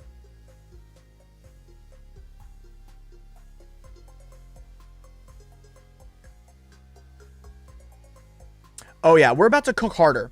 We're about to cook much harder. That was the easy combo. Did you just hear me? That 24-step combo? The easy one. Let's get into the Micromancer. Micromancer, all you need, again, play this card and 1 black mana. Let's get it started. So, Micromancer, a little bit different. Brendan, welcome to the Patreon and welcome to the Kitty Court, my guy. Very excited to have you. Very excited. I'm really, oh man. I love making decks. This is my dream. Y'all, we go get Micromancer, and then again, we go get Culling of the Week. We sacrifice Micromancer to Culling of the Week, making us 4 black mana putting into the yard. As a result, Anala Archmage Ritualist triggers on the stack. We can play it, re-getting another hasty Micromancer back onto the field. Now, normally at this point, you would go get Unearth. Unearth sadly says something 3 CMC or less, so we can't get it. Instead, we get Reanimate. Reanimate goes and gets Micromancer again. Boom! Micromancer enters the battlefield, and we still have 2 black mana floating. We make a copy going down to 1 black. We do Burnt Offering. We go up to 5 black, right? And now we make, and then the copy enters the battlefield. What can we cast with 5 black mana? What are we thinking here, right? We've already got Reanimate in our graveyard. What else is 1 CMC that we want out of our deck that would do things? Anyone got it? Anyone hearing anything? That's right, y'all. We're going to instantly Entomb and recast our Reanimate. And we're going to be able to go get the Spellseeker from the earlier combo and instantly start going off with the 24-step combo again. This is disgusting. This is disgusting. Yeah, you literally, I'm going to be delivering, the person who purchased this deck is getting an entire PowerPoint from me. If you guys wanted to know how much I will cook on your decks, this is the level I go to. Also, if you want, I do sign and give out the commanders if you guys want. Let me see if I have a picture of the commander I signed for this one. I don't think I posted it yet. I think I may have put it in Discord. Let's see here. Did I post it to Discord yet? Let's check. If you're not in the Discord, come. I post constantly in there. I just post IRL pics all the time. Let's see here. Did I post it to the Discord? I don't see it, so I'm going to go ahead and post it to the Discord so you guys have it for those of you that are on there. And then I'm going to show you guys here on stream what it looks like. Brendan, I see your pledge. Thank you so much. We have one more slot left for this Thursday, guys, if you want to get your deck on stream. One more slot. So make sure to check it out. Here we go. Got it. All right, y'all. This is what the Anala I am going to be sending looks like. Ta-da! Oh, wait. My bad. Ta-da! Look how cute this is. Look at this cutie patootie. Let me shrink it a little bit. Heck yeah. Look how cute that is. So if you also want that, you can get that. Come for the haha funny deck. Stay for the thesis on aerodynamics and quantum physics. Absolutely, Commie Boy. Literally where we're at. Literally where we're at. So, next, let's go to our next infinite. Bloodline Necromancer. Whenever Bloodline Necromancer enters the battlefield, you may return target vampire or wizard card to your graveyard, from your graveyard to the battlefield. What we do is we play a Bloodline Necromancer. Then, as the ETB is resolving, we have the trigger of this vampire, and then we have the trigger of Anala. What we do is with the trigger on the stack, we sacrifice it to Phyrexian Altar. Now, so instead of triggering either of these yet, we sacrifice it, putting it in the bin. Now, with the trigger of Anala on the stack, we use the 1 mana from Phyrexian Altar to get another copy of the vampire, right? Then the vampire copy enters the battlefield, sees the original one in our graveyard, and it infinitely makes us hasty 3/2 lifelink Bloodline Necromancers. Also, if you didn't already notice this, we can go get the Phyrexian Altar by using Entomb. Entomb doesn't say put a creature card in your graveyard. It says any card, allowing us to then replay it using some of our sorceries and put them back out in the battlefield and go for this combo if we've accidentally drawn or had our other combo stopped. Now, what else do we have, y'all, in the same exact vein? If we have that combo out, but we don't have vampire, we can replace the vampire with Ruthless Technomancer. Same exact thing. When Ruthless Technomancer comes into the battlefield, you may sacrifice another creature you control. If you do, create a number of treasure tokens equal to that creature's power. So what you do is you layer the triggers, just like we did before. So the triggers are on the stack. You sacrifice the original Ruthless Technomancer, so it's in the graveyard. Then you may have the other one come in and sacrifice, and it's gonna make you 8 treasures. And then you can pay 3 mana to sacrifice X amount of artifacts, so the treasure tokens we were just talking about, and return target creature card power X or less from the graveyard to the battlefield. That means we can then sack 3 of the treasures, because we made enough, plus the extra mana we get from Phyrexian Altar to infinitely make Ruthless Hasty Technomancers. Yeah, it's as nasty as it sounds. This deck is insane. Now, something really important to note is this deck is going to be running other wizards that we want to just ETB once and do crazy things with. So, Aether Adept. When it enters the battlefield, return target creature to the owner's hand. Sometimes we want to re-enter the battlefield our own wizards. So this helps like an insane amount, right? This allows us to re-ETB our wizards really easily.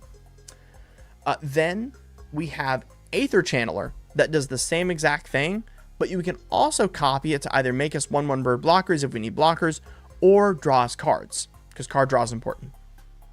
Then we have Dual Caster Mage. you guys have no idea how insane Dualcaster Mage is in this deck. So, for a little bit of context, Dualcaster Mage is one of my favorite cards in Magic the Gathering. I got an original artist proof done of it as Axel, the Dual Flame Mage from Kingdom Hearts, because I'm a huge Kingdom Hearts fan. So, what you do is when this enters the battlefield, copy it with Anala's trigger. And it says you may copy instant or sorcery spell. So, the first thing you should probably be doing with this is keep it in your hand to copy something your opponents do, and then get two of it.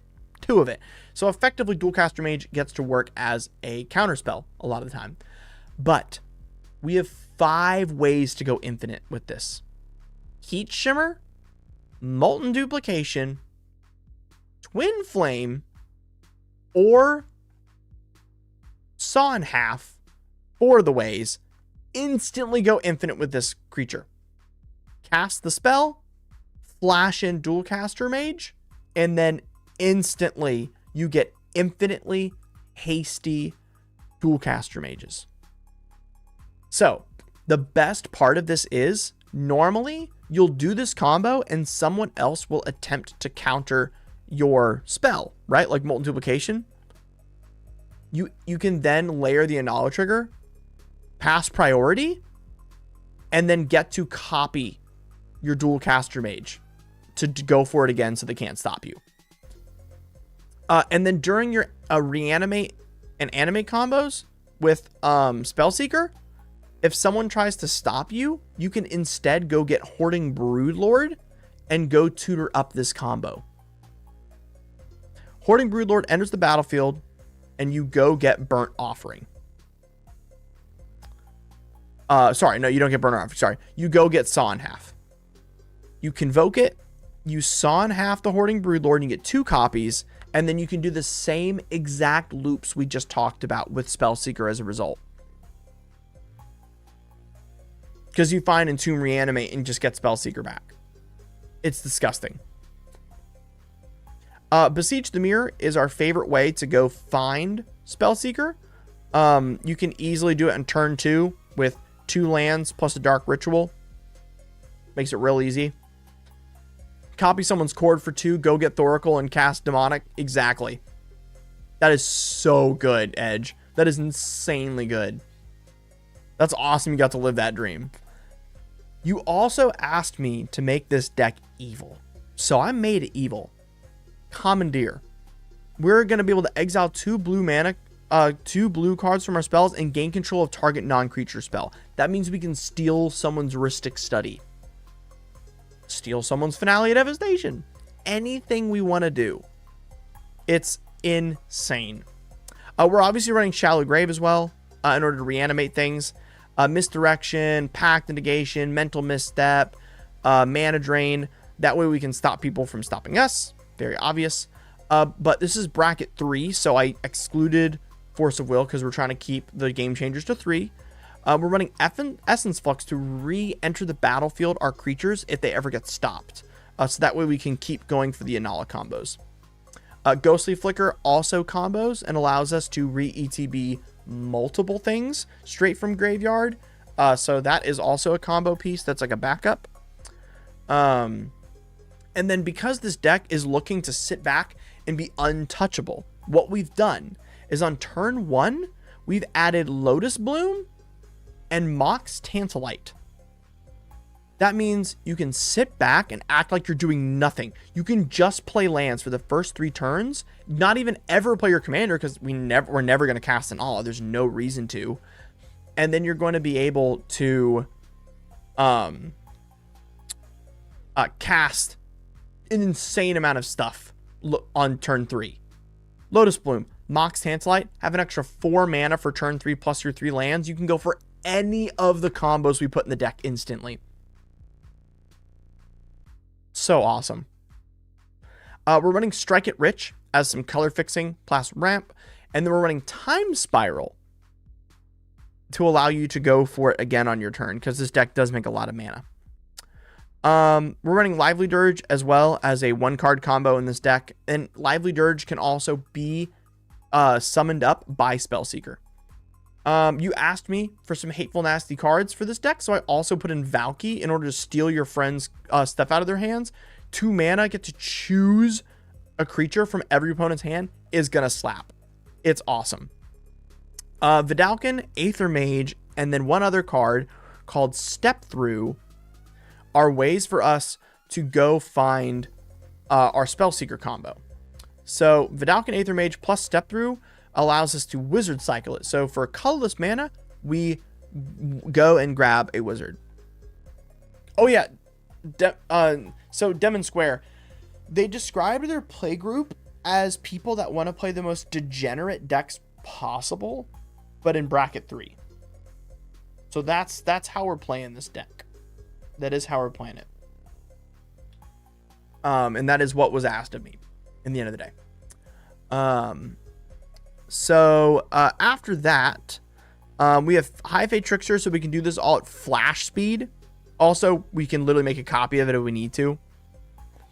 And then last but not least, other than the wheels and stuff we talked about earlier, Thran Turbine gives us the colorless mana we need to start the combo because we're allowed to use it to pay for the triggers from Anala. So often this card can instantly give us the triggers we need on turn 2 when we normally couldn't have. So this card slaps in Anala. Very, very good card. It can be used to pay alternate costs effectively. A lot of people, if you have a commander with Morph in it, or not Morph, sorry, Mutate from Ikoria, be running Thran Turbine. It's basically an extra Soul Ring. I think that's it for this list, though. That's it. Yep. Woo! What a stream. What a stream, y'all. What did we think today? Did we like our decks? How was it? How was it, y'all? I think this is pretty damn hype. We've got 4 decks for Thursday as long as one more person joins before Thursday, which I'm really hoping happens. Very excited about that. I think this is going to be a really good time.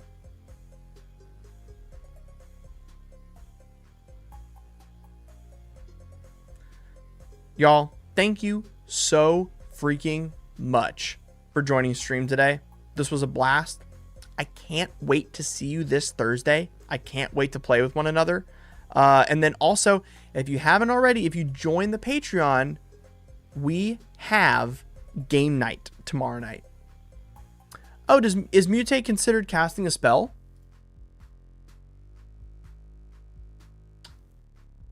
Oh, it's an alternate casting. Very good point, Ash. Thank you. It still works for the Anala trigger. But yeah, not for Morph. Thank you. Very, very important. Have a good one, Demon Square. Thank you guys so much. Ash, thank you so much for all of your rules clarifications today. I really appreciate you. Glad to have you around. But yeah, thank you for joining, y'all. I can't wait to see you this Thursday. Order one more deck, and we're going to be good to go. Can't wait to see y'all. See ya.